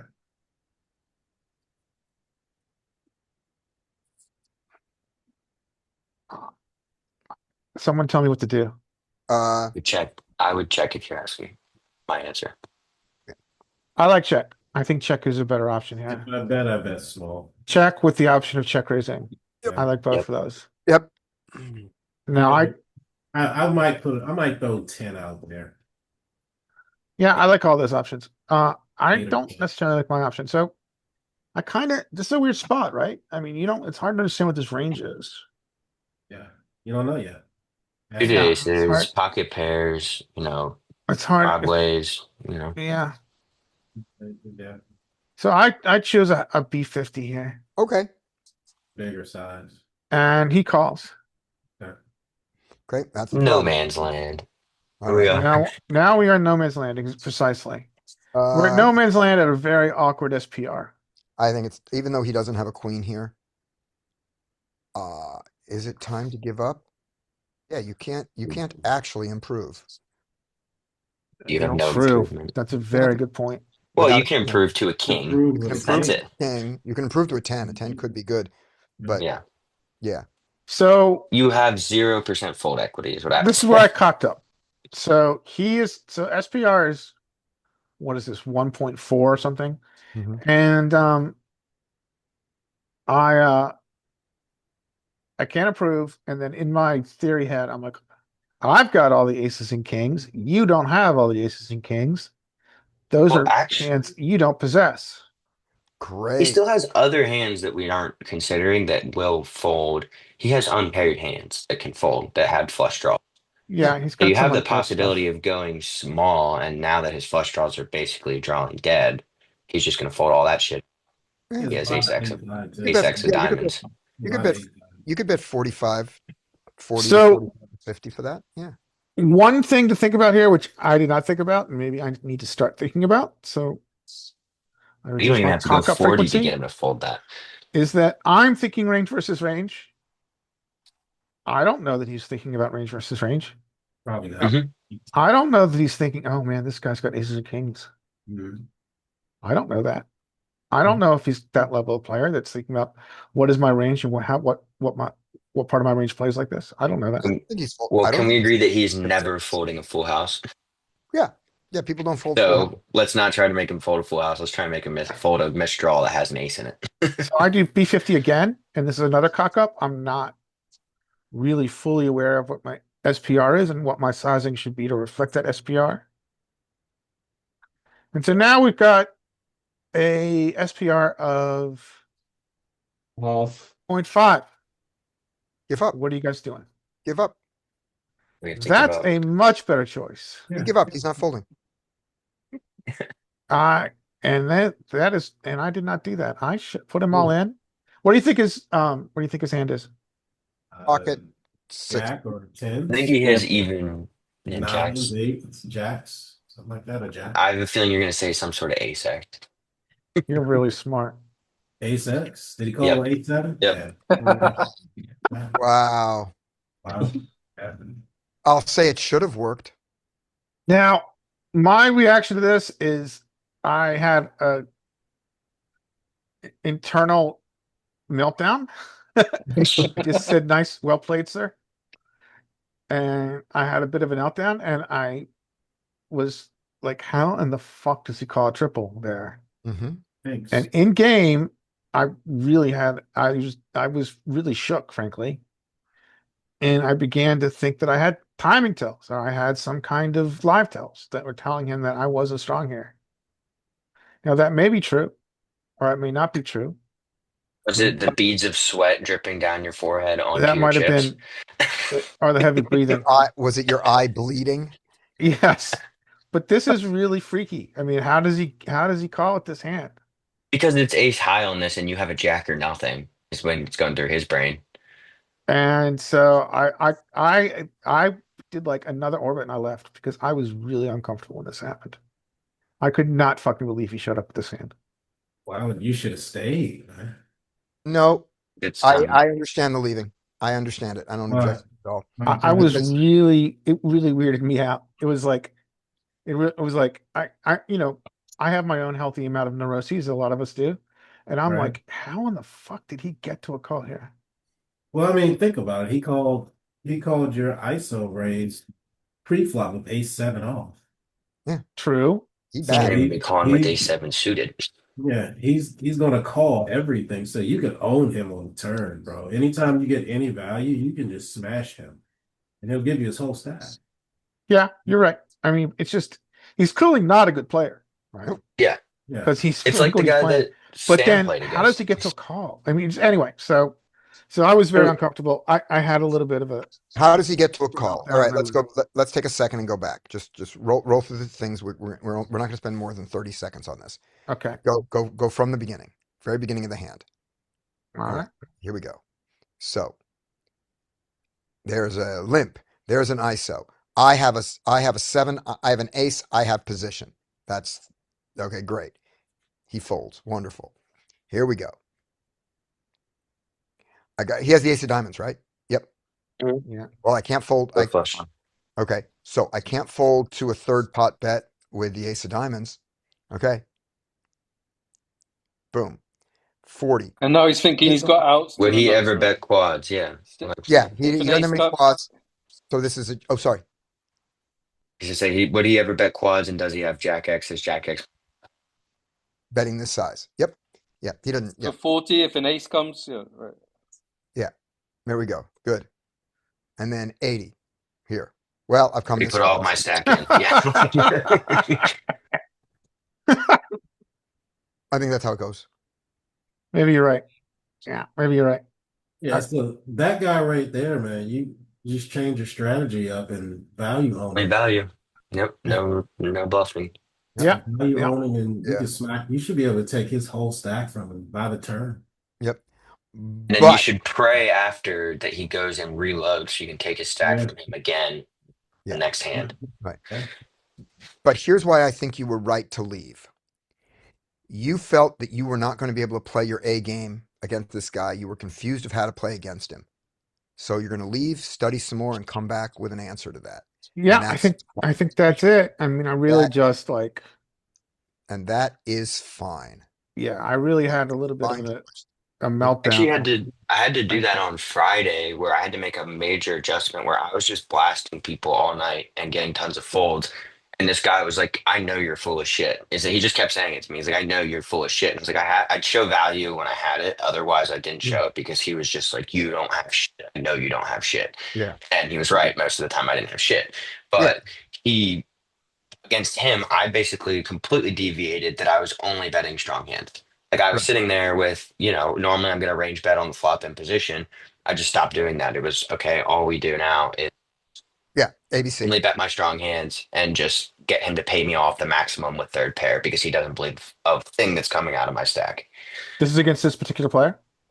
That type Yeah. of player that Right. he had decided that I was full of shit, which he was pretty much right, but he was like, I know that I'm not going to be able to get him to fold. Like he floated me the one time with 2 overs in a 3-bet pot when I just kept going and ended up hitting like a queen on the river. And I actually slowed down because I was like, what does he get here with that keeps calling me? And I had just ace high. And I slowed down and checked back, but the guy was floating me with nothing because he was like, I think you're full of shit. So he just decided from then on, he just put me down for the rest of the night. Yeah. Which means now I just play ABC. When I have good hand, I bet good hand. Yeah, yeah. Change your poker. Yep. Yeah, I mean, yeah, I was just freaked out. I was like, I couldn't believe it. All right. This hand is interesting. This is an interesting hand. So I'm early position. This is really borderline. Yeah. I'm gonna play against big blind here. And he's on a short stack, and this guy's terrible. Ace So jack. I'm opening here because I'm hoping to go heads up, play with big blind, which may be a little bit optimistic considering how early I am. Well, ace jack is a perfectly reasonable open to a reasonable size in that position. It's probably not in the 5x range. Agreed. Let's just very quickly look at that, Yeah. and then we'll move on.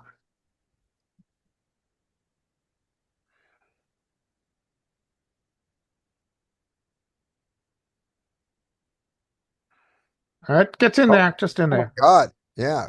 totally. Now notice I changed the chippy V. I'm not paying any No, you're rate. in low jack. You're low jack -1.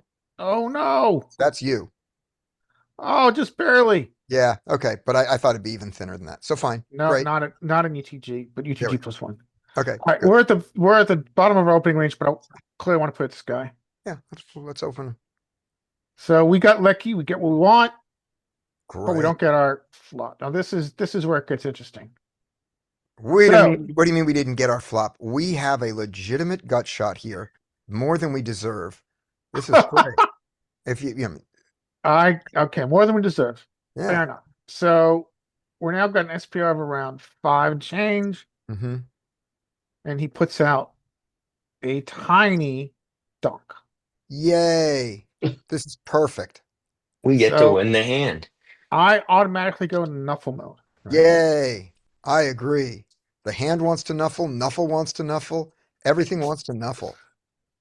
This is Nuffleagus. So This is.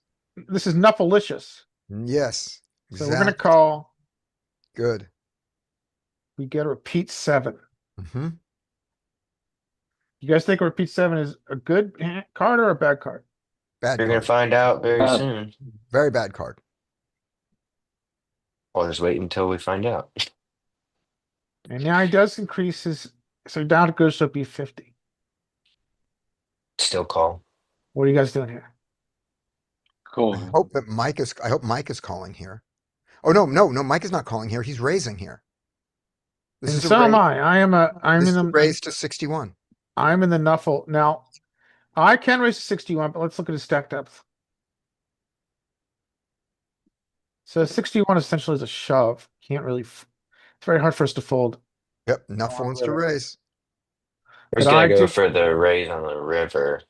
So I 61 think probably given his stack depth, I can do a modified Nuffle with a smaller size. 60 is the appropriate Nuffle size, Yeah. but Jam. but That- I mean that's a half a modified size here. Okay. And we get Calls. a call. He does not shove. That's an indicator of where we are. Mm-hmm. Now this hand gets it more interesting. Double paired. And he chooses to check. What are we doing? What did we think he got here with? Because check What's his range and what are we going to do about Balls. it? So when his they range dunk, is they a have lot of busted draws around the hearts and around straights. I think we can strip him of a lot of 7x. We beat all those. they beat all his on- draws. We beat Yeah. everything but an 8. Yep. And then and then we can strip him of a lot of 7s, I think. And we can strip him of a lot of like made straights. Can we say that we think he would probably donk his 9s? And His we think nines- probably Yeah, he on the might. river, yes. Yes. So Absolutely. we think he's gonna donk his 9s here often. I mean, only thing we need to get the fold is an 8. So But the problem is, what size do you need to bet to get an 8 to fold? It's 57, which is yeah, the same as everything. So we maybe just put it in. So the way I looked at this is The that question is he ever folding an 8 for 57? That's the if he's question. not, I think we check back. We check back and win against against pocket 6s and pocket 5s and pocket 4s. We beat all those, yeah, good and point. and then we beat all the straight draws and all the flush draws. Yeah. So the conclusion I came to is that if we bet here, it's hard for me to figure out what we get called by that's worse, and it's hard to see if we have any fold equity against 8x. Not trying to get called. So Okay. I decided there's a check back. Don't hate And the check. then we had a A face off. Mexican style face off where I waited patiently and then he said, "What you got?" And I waited patiently and he shows. That's yeah. Got her. Great not to bet on the river. Oh, I was considering switching the. I mean, Sorry, Nuffle, open-ended. you're gonna check raise on that. You check raise on the turn, or you raise on the turn, not check raise. Whenever you get here, and it's so shallow, I kind of like just calling and giving yourself the ability to still have stack behind to blast him on the river when you want to.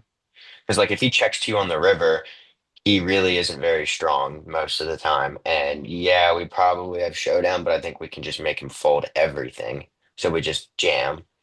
And Yeah, then I think you're right. I when don't think I was thinking about stack depth enough here on Let's look at that size here. So he here. bets I don't think I 15. We you call. call We call here. The pot is going to be 61, 70. Oh yes, 61. And we've got 1.5x. We can get it. We might be able to get an 8 to fold for 1.5x.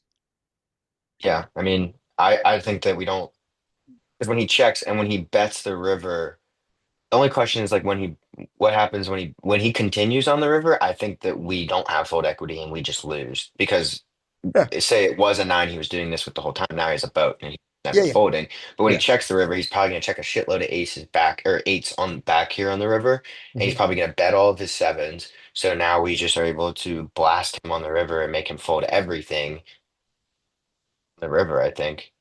Yeah. But you actually won more money from this line technically, Yeah. you know. So I mean, one thing that's going against this is that if you want to generate folds, it really helps to have two streets to convince them you have a better hand. Yeah. But Or he just make them doesn't play have for their But whole stack. we don't really have stack depth to pull that off here. right. And so then I think maybe your call turn here is better. But I like it get to be able to tell someone twice, but I don't think I have enough stack depth to pull it off here. But listen to the Also second hand. think Brian's you second. can Really yeah, you good. can make them play for their whole stack is as good as telling them twice.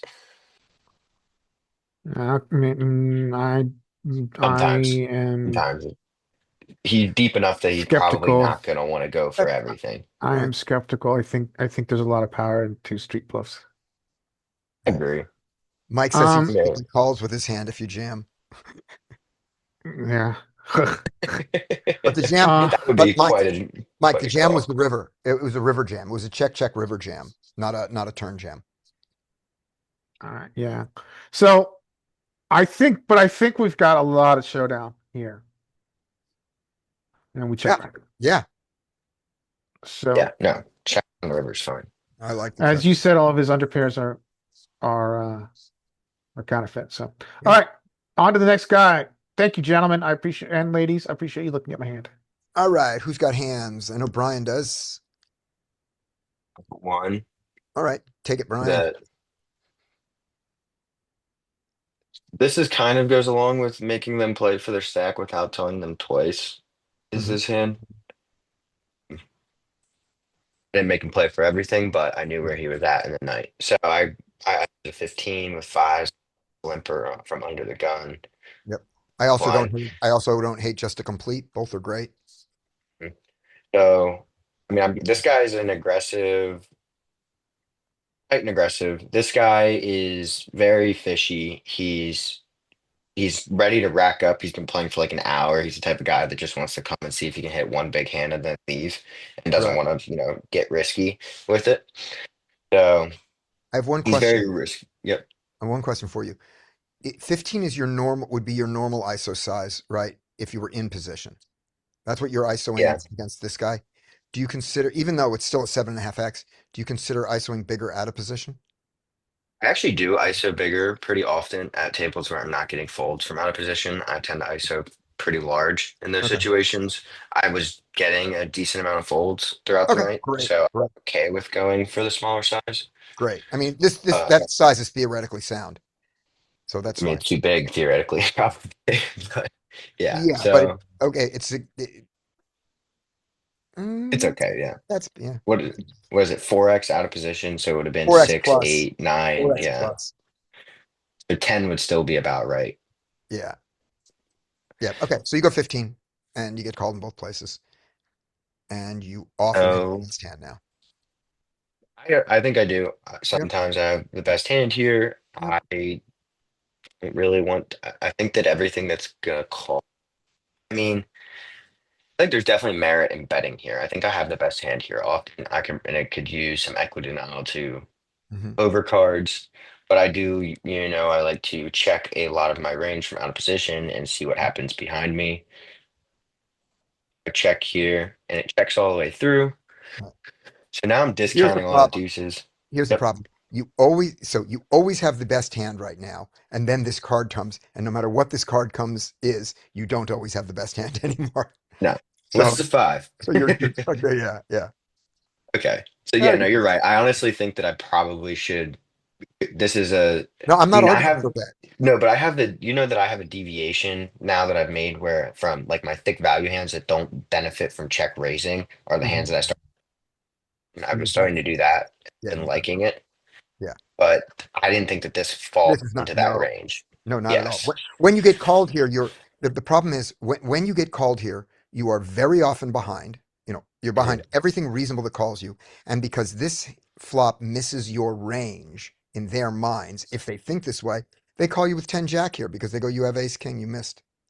Yeah. And then they hit their jack on the turn. So they float you wide because Yes. because the board is so bad for you. So yeah, so you Yeah. check. Yep. Now you might still have the best hand. So you still check. Yeah. I continue to check here, Okay. and now this guy comes out and bets 20, which I should probably just fold. Think he's not the type of aggressive player. But he's been given enough rope that the two players in front of him have been checked to, that he has some weaker hands that are still going to come out and do this. And I also think that this Sure. guy is extremely capped when he just goes check. Yeah.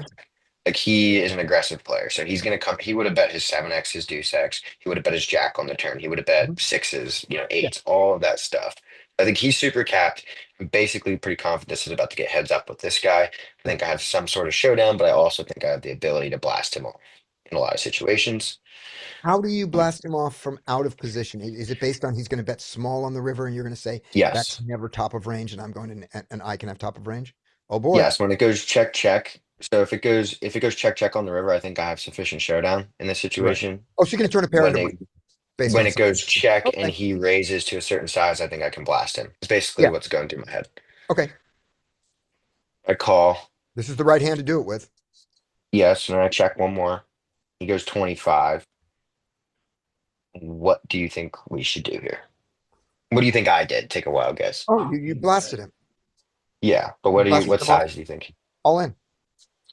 No, actually, I decided that he has some sort of hands that are still brick walls in this Oh, okay. situation.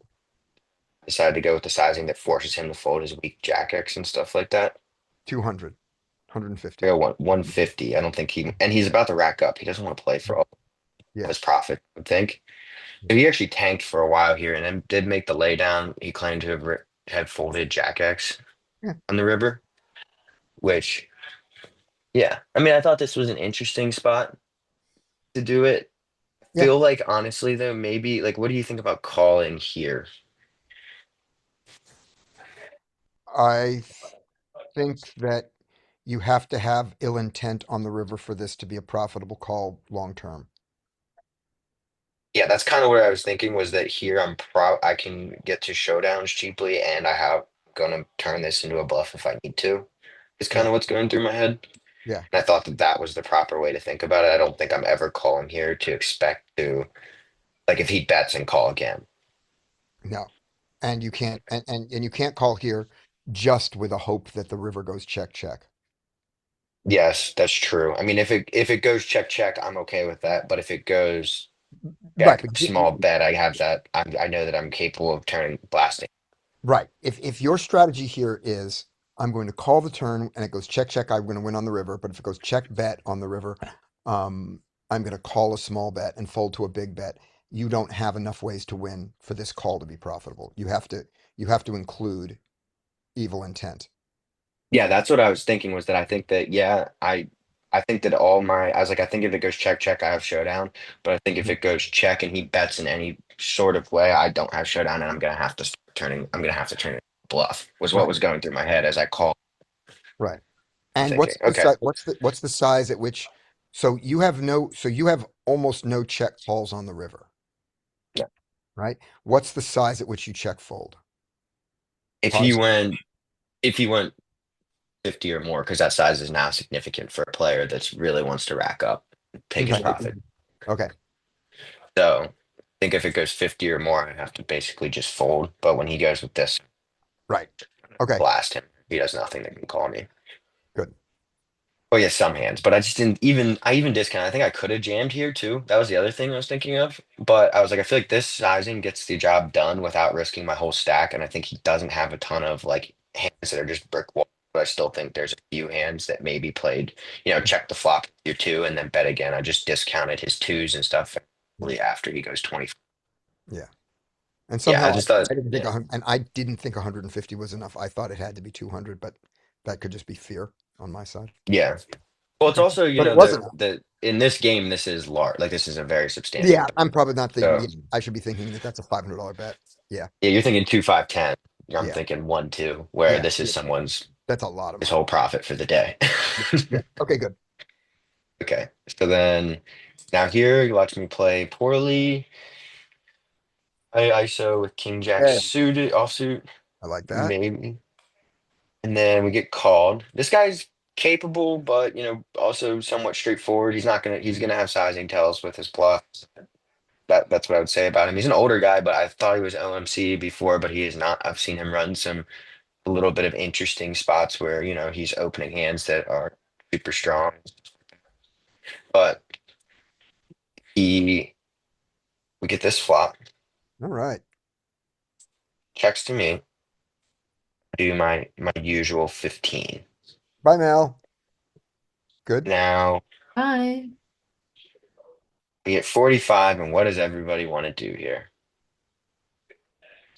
Lose $30 more, and then fold on the You, turn. you Unless we want hit a to? jack. Yeah, unless we hit a jack, a 10, a jack or a 10, ace. I don't know. Yeah, that's what I think I want to do. Larry? Your jack is not the best card to have. Just drop Because his my bluffs check are raise. his bluffs are 10 jack. Yeah. Okay. See, the one thing that I think that's not consistent here is that's not consistent for my game is that when I go small here with the intention of getting him to raise his strong shit and call with his weak shit, and he raises and no real means of improving, then I should probably be folding at a high against players that aren't going to Yeah. draws aggressively. But did I you, think that, yeah. but is the jack enough to be a way to improve? Is that crazy? Am I crazy to see the jack that way? I guess it What is. do I have? 3 outs and I Well, have 2 outs to a it's king. I think generally we can consider backdoors to be out 3%, but it's 3% not at equity. I think how often have you played with this guy? Played with him one other time. I brought a hand against him where I blasted him off. All right. Is I don't And know he block the bluffs. I think Yeah. you should fold. yeah, I think Actually, you should Fold, think yeah. Brian, I think you should fold. I don't know if everyone should fold. I think you should fold here. think I should. That's kind of what I was thinking, and I But your made the strategy to be crying consistent. call. Yeah, Yeah. that's what I was saying. Is I don't think I'm keeping a consistent thought process. I think he's never doing this with anything other than 2 pair plus. Yeah. So if Because he's there's no the flush only, draw.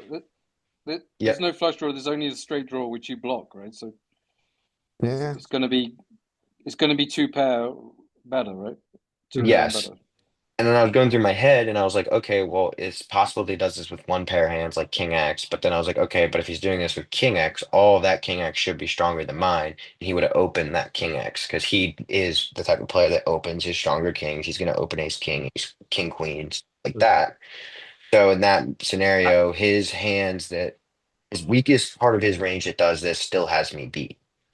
It'd just And be also, folding. is he a tricky limper? Does he limp aces and No, stuff? No. not that No? I've Okay. seen. I couldn't say.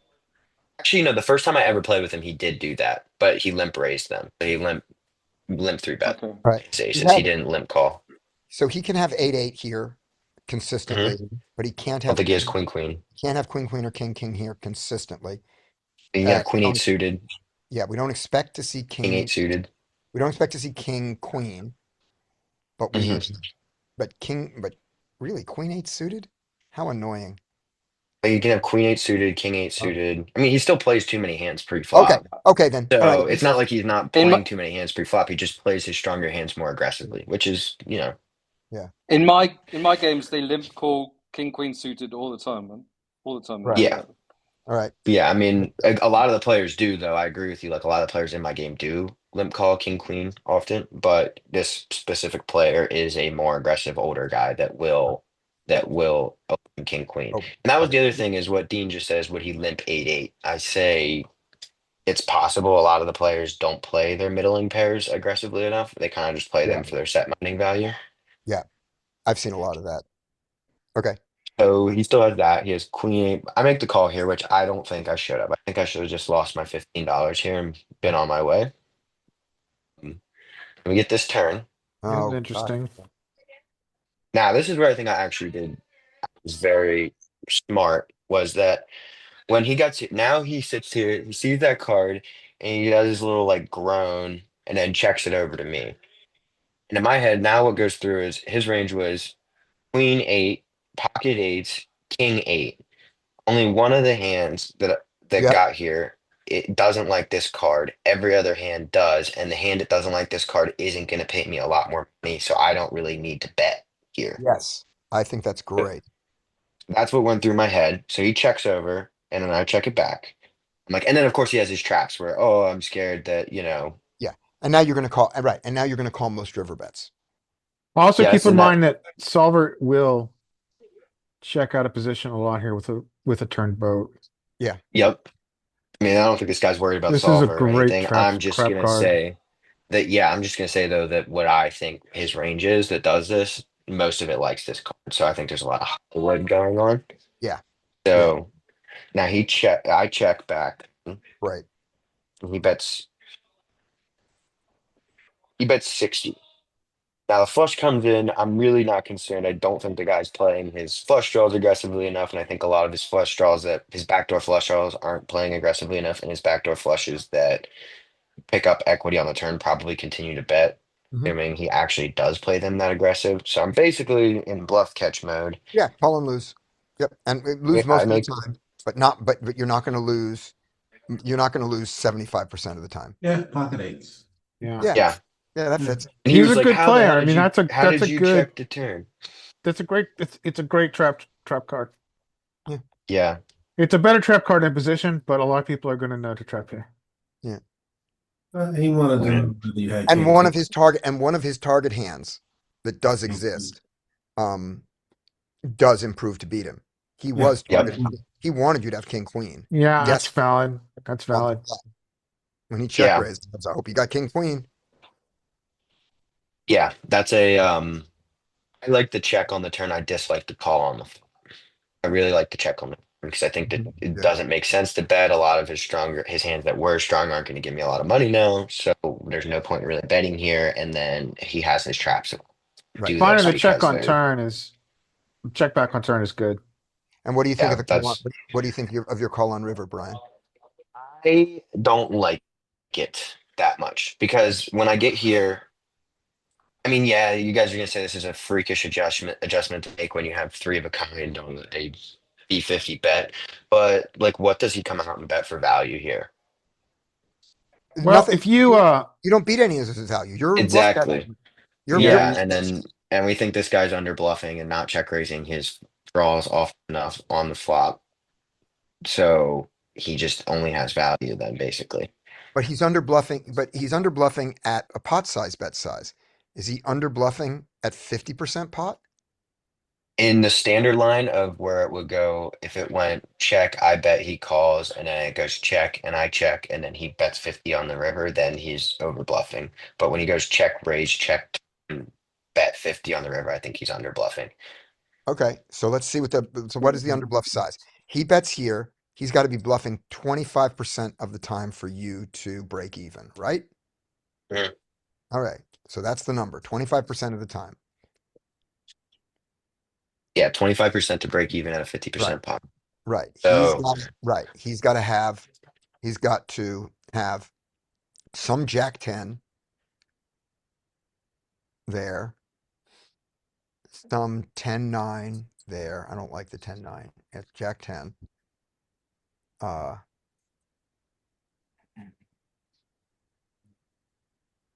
and he's got to turn Queen X into a bluff. Yeah, you might be right. You might be right. I might not be doing That's what I'm 25% there. like. There And might what do not you think he raise. does with if what does he do with all of his showdown? Like all of his Queen X that did do this, just checks.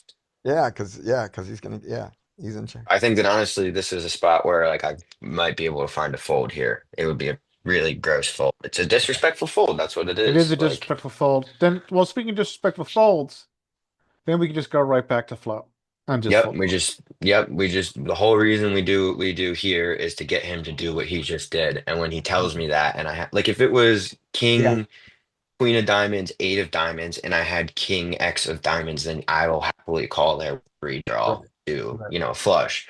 But with this specific hand that doesn't like what it's like the whole theory of I'm gonna play any two cards because I could make two pair with those two cards. Yeah, That's not a valid reason to do those things. yeah, yeah, So the one way to look at this, I mean, this goes back to the classic Hungry Horse hand where he folds aces facing a check raise on flop, which he did on Hustler years and years ago, and Yes, I remember that. Yeah. got a lot of talk. I mean, we just overfold. yeah. Yeah, I mean, even Absolute here with overfold. aces, I should fold. Like, because what Same does he here. do this Yep. with? Yeah, same thing. Yeah. And I was Yeah. wrong when I looked at the jack and said, what about a 10 on the turn? That's just not enough. Yeah, it's just Back I think backdoors, yeah. Yep. I think this is the fold here. No, I like to check, even though I don't like that I put myself in the position to have to check. Yeah. I honestly think I should be able to find this fold against my player pool and with this just It's not if I didn't easy. think about it long enough. I sat here for if I would have sat there for a minute and was just breaking it down, I think I would have found the fold. I'd be like, what does he like? The flush comes in, he's not betting a queen for value here. What is he betting for value? I already was suspicious when he checked the turn that he was trapping me. Right. So this is a tool that you can use. I mentioned before, and I sometimes fail in doing this, and usually end up regretting it. When you bet flop here, Mhm. before you bet flop, think about the eventuality where he check raises. Yeah, What are you which gonna is do? fine. Now, I'm gonna if fold. Sam was in here, he'd be like, "Blah, blah, blah, blah, blah." But He would yeah, have told me to just fold this. Don't Yep. check raise. That they is know, not yeah. the position So of Sam. so yeah, you just think about what you're gonna do if they check raise. Yep. Yeah. And I just need to fold there. Might do you say think he should have checked the river again? Do He I should think have. he should have? Yeah. If he's none of the players adjust to me, so they don't realize that, yeah, they absolutely should. Because a lot of the time I'm going to continue like in this spot, what do I get here? So I continuation bet. What does my range look like? When he check raises, it looks like I have some Jack 10. What do I have? I have Jack 10, I have King X. I probably don't have a ton of Queen X or 8X here after being check raised. So he's really filtered my range into strong draws and King X. So if he goes check here, then I check behind. I mean, he even said to me after at showdown, he said, "How the hell did you not bet the turn?" And I was like, "I don't know. I had a feeling." I was like, "No, you just play two face up. I know what you have." But he goes, when I go check here, he bets. What I would assume a lot of king X's, like if I was sitting here with a full house that I would never play this way, I would go.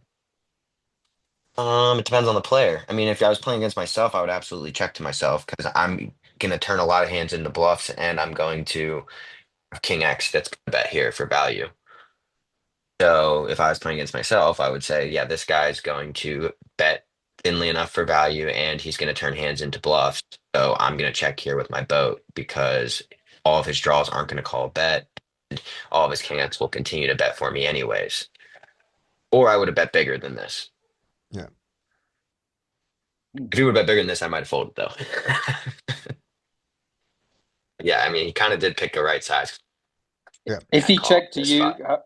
you'd bet like. Yeah, I would have bet, and I would have gone really small though.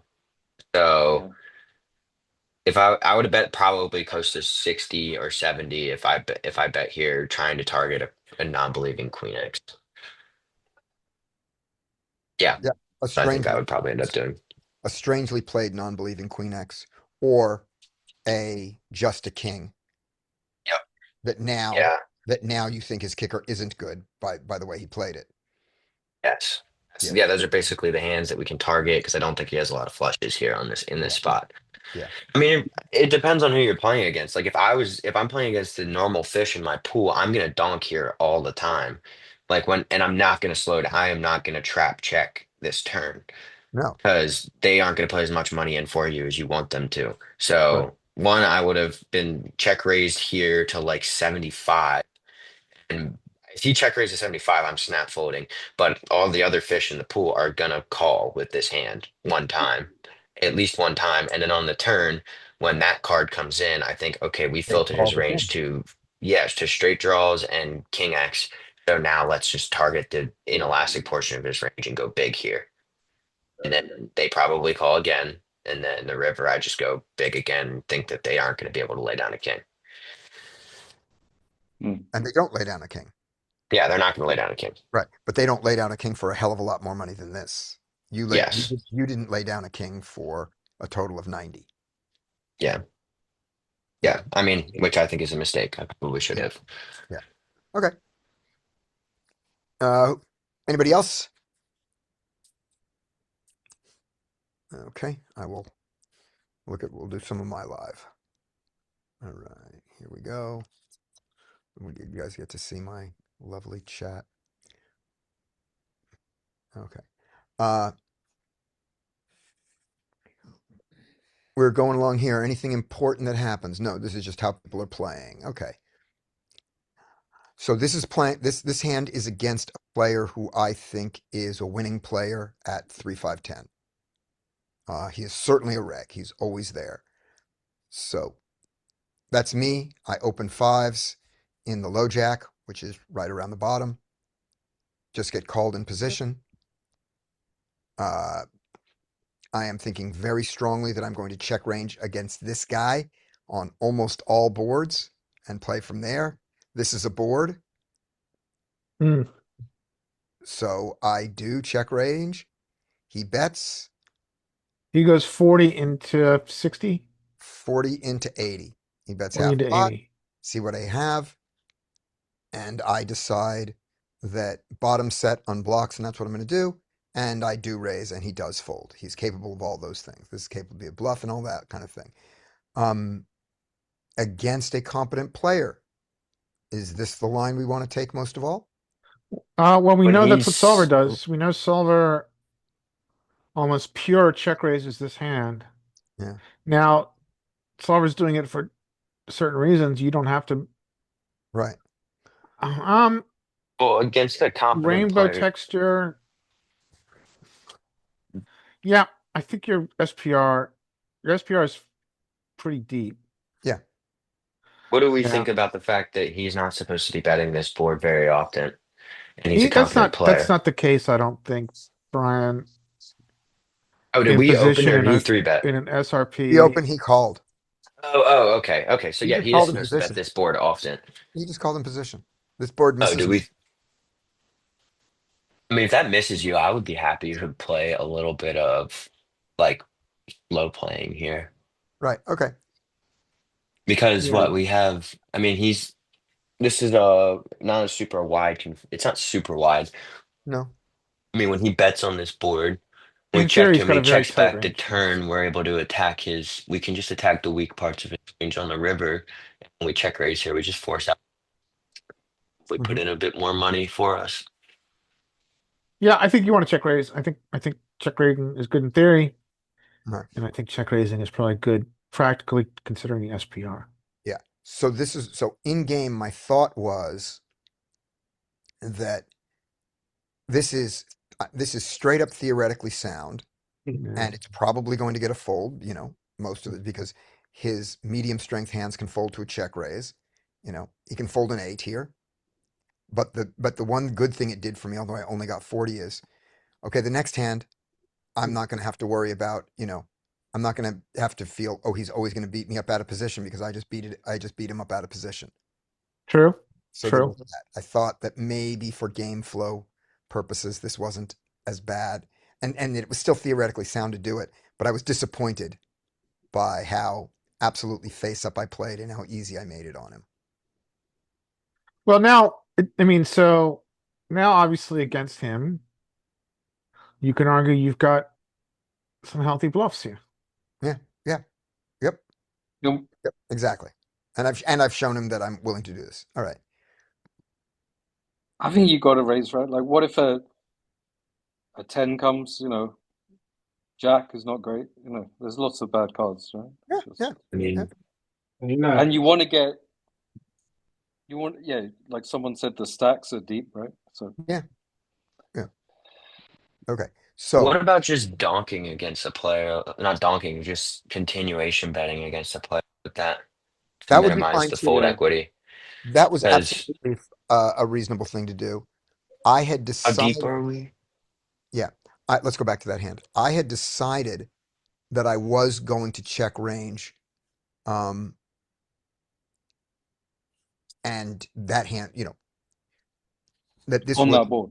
yeah, I mean, I was checking range on almost every board here. That, it's like, okay, I'm going to check range out of position and play from there. I look at this board, I go, yep, that's a board. There isn't anything about the board that makes me want to not check range. Then I look at my hand and it's like, yep, this is a perfectly reasonable one of the ones to slot into the check raise range and to continue betting with with the nines. When we, Yeah. I think that on maybe on a board like this, I mean, this board has somewhat, it's somewhat got some straight draws, not a lot of flush draws. How Yeah. deep were we on the flop? It was $80 with 1,400 behind, right? Yeah. On the So yeah, flop. that leans you towards you want to, check raise so you can build the biggest pot you can. Yeah. But I was also thinking of like what strong inelastic hands can call a check raise here, but wouldn't fold to like I feel like 8x calls a lead, calls another one, calls a continuation, even 9x calls continuation. But like if he's a solid enough player, when you check raise me here, I'm probably gonna fold a lot of 9x. Yeah. He's going to Like, float. He might easily float queen 10.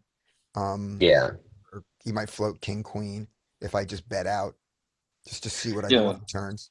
So, but remember the value I get from that bet out, he gave me here. I mean, that's the size that I was yeah, going to capture in the bet out, and then if he's just floating the flop, because I'm not checking the turn, no, unless the turn is a 6 or a 7, and then I am checking. yeah, it's a interesting Yeah. spot. Yeah. So, just felt a little, oh wow, flopped the world Against into a the middle. fish, I would love to check raise. He doesn't seem very fishy Yeah. from your description. Yep. There we go. All right. So limp, limp, limp, limp, limp, limp, limp, limp, limp. We have king deuce suited. We have king deuce offsuit in the small blind. What is the first thing we should do? Or actually, better, I said that wrong. Um, Rein, Yeah, what do you want to do with king deuce offsuit in the small blind fold. after all this limping? Fold. Okay. I claim before you fold, you should at least look left. All right. That makes sense. You should look left to see if the straddle is raising before you make a decision. He was not going to raise, so I knew he was not going to raise, Right. and Okay. I still folded. Yeah. Yeah, That good that fold. was my thought. I mean, Is this? But before I did that, I did the look left and go, okay, does that change my mind? And I went, not with not king deuce. I right. You used to get a saw the lot of shit from video. people for folding the situation, but it's the right thing to do. They don't understand. I Yeah, mean, they're wrong. All right, here we go. like it looked like a bomb pot at first to me, but Yeah, yeah, it did, didn't it? Yeah, did. All right. Okay, here we go. We have got a raise to 40, and we have got pocket nines. 40 is his normal size. He is not, I believe this is young Adamo. Let me make sure this is young Adamo. I'm not sorry, not young Adamo, young Adonis. This is young Adonis. Yeah. So young Adonis is not playing too many hands, and is not, I don't have anything marked where I think he's particularly skilled, but he's not overly wide. Uh, What's your Rick structure? what are your thoughts? We have a drop of $7. I think it's a think it's a 3-better fold. Okay, let's 3-bet. Okay, Yeah. good. Why are you free betting or folding? Because it's a big open. Because it's a 4x open, right? No, wait, it's a 4x open and it's a big drop. The rake. The rake, and also look at your position. So Yeah. you got 3 blinds. straddle, dead money, and you're not on button. So there's Straddle's not dead money. Straddle is a blind. We're in a 3-blind Well, game. okay. Don't sorry. your doesn't your rake structure like not matter quite as much since you're playing 3-5-10? Like you're able Yeah, to that's not. open and call a little bit more widely since it doesn't affect you as much, right? Yeah, that's a Yeah. good point. It's $7. 7 Oh, is less than I play at 1-2, right? okay. 7 is not that bad. It's $7 set, right? Like it's $7 no matter how big the pot $7 no gets. matter what the size of the pot is. But they Oh, also right, rake shit. pre, right? Yeah, they rake $2 pre. They rake and a total of 7 on the flop. So it's you're saving you're keeping $5 more on the table. I'm also very much I like a 3-better fold strategy in the field and having no Yeah. calls here. I don't always do it, but I like it. And he does stick when he sticks his neck out to a 4x open. I want to go more 3-bet and 3-better fold. This is the bottom of the 3-bet range, kinda 8s and Yeah, it 9s, is. kind of there. Took it. It worked. And you look Not- like an old man coffee, so there you are. Yeah, not that I do. Not that it's not super interesting, that hand. It's just like with this. Oh, and we saw one other thing. This is important. This is why I put the note in. Button was folding. So we're actually on the button. So was Yeah. that enough to change our mind to I a mean, call? personally, I look at the button. If they look like they're folding, I kind of like calling because, Yeah. set mine multi-way, but whatever. Yep, I'm exactly. sure you're doing the right thing. I'm sure you're Yeah. doing the right thing. Yeah, that was that was the note, was here going, oh geez, I'm not in the cutoff. I'm actually on the button. Should I change my play? And then I went, fuck it. I didn't. But that was a live question. This is unimportant. Here's somebody whose fold tell I was wrong on. He folded when I thought he was going to. He had a fold tell, but he opened limped instead. Maybe, and then he folded to an ISO. So I guess my tell wasn't that off. I go, oh, this guy's folding. Then he changes his mind and he limps. Somebody raises and he folds. So I kind of got his range right like that. Alex open limped and in the low jack, and I just went, what the fuck? So I thought maybe this was a thing we need to do. Then another guy calls, and I did squeeze my ace queen from the small blind anyway, even with this alert, and everybody folds. Maybe I need to rethink how good Alex is. Alex open limps from the pre again. Maybe I should rethink Alex. Have we spoken about Alex before? No, he's been there. He's played, but he's just one of the guys who's a reg who I think is good. Also, maybe his Olymps are exploitative based on the table. Maybe he's found that he can safely open limp profitably 8-7 suited and 9-8 suited, and not get thrown off his equity. And yeah, because not a lot of people are squeezing him, and when I do, he goes fine. You get squeezed. One little note here: when you're looking at your fold tells, if there's a fold tell to your immediate left, that is not the optimal place for it. So if you're making a choice of seat, your fold tells 2 to your left, 3 to your left, 4 to your left are more valuable than your immediate left. And the reason is timing. You want you want them to have looked already and made their decision when it comes to you. And the difference in time between here and here is not as much. And you are looking at them is a little obvious that you're doing it here. Looking down at the table is one thing. Looking at the guy to your immediate left, that may start to get noticed. So I just saw. Do you only look at your cards when the action comes to you, or do you look in Yes, advance? I never look advance. I try to never look in advance. There are occasions where the rhythm sort of goes and you're kind of your hand to it, and I try not to. The only problem is then everyone can watch you look at your cards, but yeah, that's fine. I'm confident enough that my eyes don't turn into saucers on aces. That I've seen aces enough times and I've seen deuce 7 enough times. But yeah, they can. And by the way, they're not. You weren't here for this. This is just an important. This was our exercise a couple of months ago, which was every time someone is put on a hard decision, generally on the river, whether you're in the hand or not, look at what they are looking at. Are they looking at their opponent trying to get a physical tell, or are they looking at their hand, then looking at the board, then looking up and thinking through the hand? Do their eyes go to the place where it does when you calculate the pot odds and their head sort of nods as they're going 30, 60, 80? If they're doing all those things, you don't need to worry about the physical tell you're giving off because they're not fucking looking. And what I have found is the amount of people who don't look at you or don't look at their opponent, because remember, I'm looking in hands that I'm not in also, very high, very high that that's just not one of the things they consider is looking for a physical tell. You find when they jam on you and then they stare you down, do you find that's a bluff, or do you find that's the nuts? I don't have any And feeling they, that at all. I don't know. I think don't it's I think it's bluff. You And think you it's could what? tell if it looks a little bit performative, it's a bluff. It's more skewed towards bluff. Okay. But sometimes you I can tell found if it's both, just right? performative or just calmness. Yeah. But the fold tell speech, who wants to give the fold tell speech? Do we have two? Rain is new. Do we have two new people who haven't heard the fold tell speech? Yeah, Josh and Rain haven't heard it. Who wants to do the fold tell speech? I You You mean, fly? want to do it, Scotty. Don't act like you don't want to do it. No, I always want to do it, but I realized that that this was one of my new pedagogies.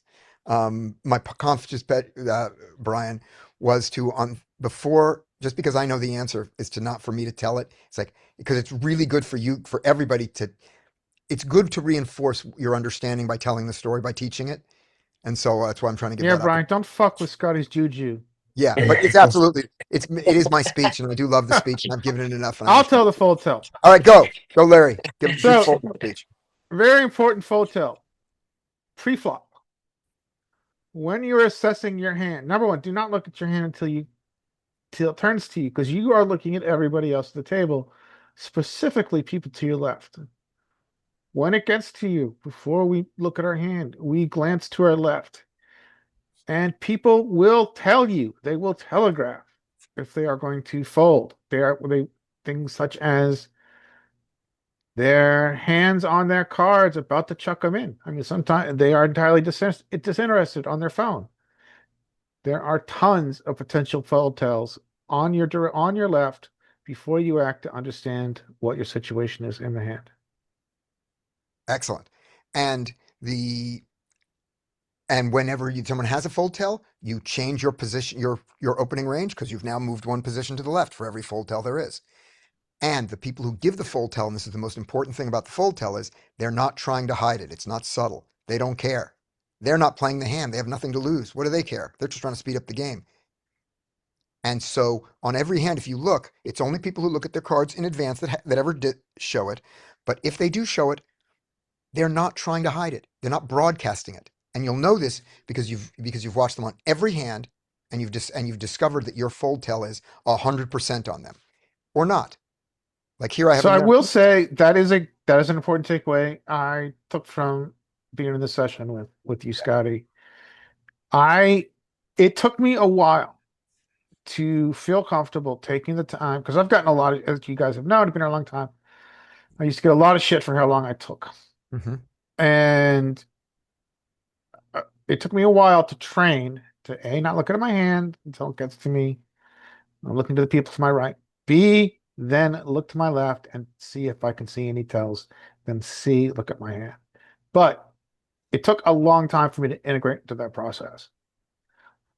And to integrate that with other information I'm trying to process, like stack depth, like position, etc. Who's in the blinds. But once I began to do that, it was very beneficial. Yep. And here's the note that I was going. There's a player, and I see that he's exhibiting a bit of a fold tell. I don't know how accurate it is, and from the beginning I go, okay, it's at least 70%. His fold tell is at least 70%. It could be 100, don't know. But I put in that note to myself, and then I put in a note, but it might not be a play tell, meaning when he's going to play, he may not exhibit that he's going to play. And those are two different things. So that we have that note there. Zoom, zoom, zoom, zoom, zoom. We go along. And I think now we have here are our last two hands.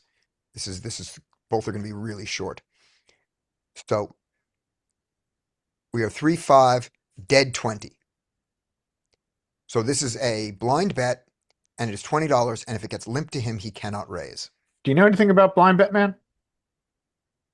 Other than he's a fucking degen? No, he might not be a fucking degen because this might be at this point in the game when a new dealer came, there was an agreement among the table that we would do a bomb pot and then we do one round of dead 20. Okay. What are your bomb pots? Are they no limit hold'em? Yeah, straight up no limit hold'em, single board, $20, $25, whatever, like that. I'd prefer not to play them, but I'm not going to stop the table from playing it. Do you still participate? I do. I didn't used to. I used to say I don't want to do it, but I'm happy to fold my hand. Or if I was in like an early position, I would go, okay, how about it's going to be really simple. I'll look at my hand. If I play it, it's not a bomb pot. You know, because I didn't. It's like, what if I have aces? I don't want to give up my aces. I'd say I'll look at it. If I play my hand, it's a normal hand. Nobody else has put any money in, and you guys know my hand's going to be really strong.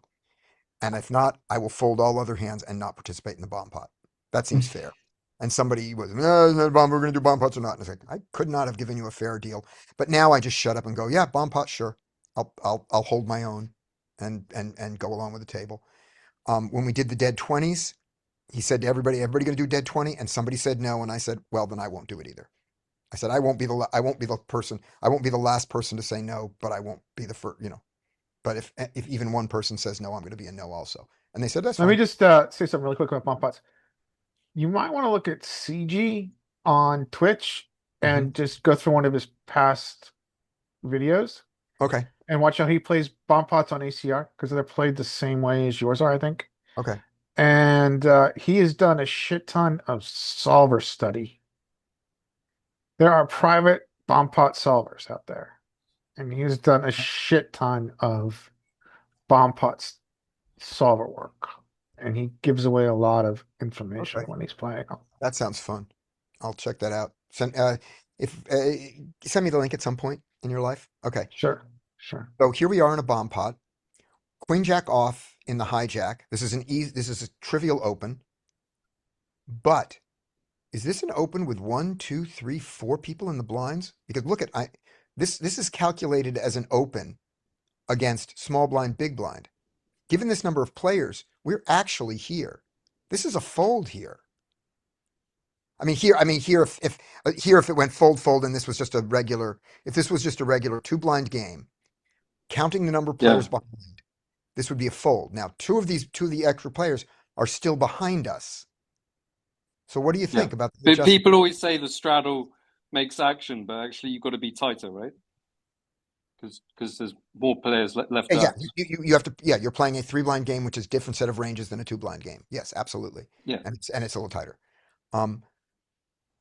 So what do you guys think? Queen jack seems pretty cuspy to decide. Thing is, if you call, it's going to go multi-way, and it's not. Oh, a I'm not good considering multi-way hand. Right, but Right. If you raise this guy, if they're, did you say they're an aggressive gambler? No. He's just a player. He's just a player, Right. and this is a round of dead 20s from a degen table, not from an individual degen. Okay. I make a very, very OMC fold here. Me too. Yeah. But it is OMC. Yeah, me too. Yeah. That was the thought process, just leading to that. So the reason that you can limp in this game is that he cannot raise you. The big blind can't raise you. But I think that doesn't matter. I think you should be razor fold, razor fold, razor fold, razor fold, razor fold, and then in the small blind, I'm sorry, in the straddle, which is the smaller blind to him. Here, I think you should be limping wider because he cannot raise you. Yeah, agreed. In the big blind, you should think about your hand and go, does my hand really want to limp knowing that I'll be at a position to 2 players, but one of them cannot raise me? I can't think of many hands I want to do that way, but you can think about it. The rest of these positions, I think you play like a normal person. Let me throw you. Okay, you got queen jack suited. What happens now? Oh, I raise to 60. To 60. Okay, that's my next question. All right. Yeah, I could raise to 50. I could go to 2.5x here because of its absolute size in the game. And remember, at 20, this is 75 big blind poker. This is no longer, this isn't even 100 big blinds anymore. Yeah, this is I think it's a I think it's sweet better to spot. go to 50, right? And then you can also open all your small pairs to 50, right? Yeah, you could do 50, but this game is, but nobody in this game plays an open to 25. There's no 2.5xing at, in the regular game here. And so I think even in this, the 50 would be seen as so small that, they're gonna call the same range, why not go to 60? That's my thought. But I just do 60 because I just like, I'm a 3x at this table. I'm a 3x. So yeah, I fold it on that idea, and I think the analysis of saying look at what your range in a solver for 3x in low jack -1 is too tight because he can't re-raise you, and these people are out of position because all those extra people are in position against you in this position. But I think playing this guy's opening range is way too wide. So maybe let's compromise and play the low jacks open, and the queen jack does a fair amount of folding. So I folded. That was just the sort of in-game calculation of what should this range be without ever having seen it or done it in HRC.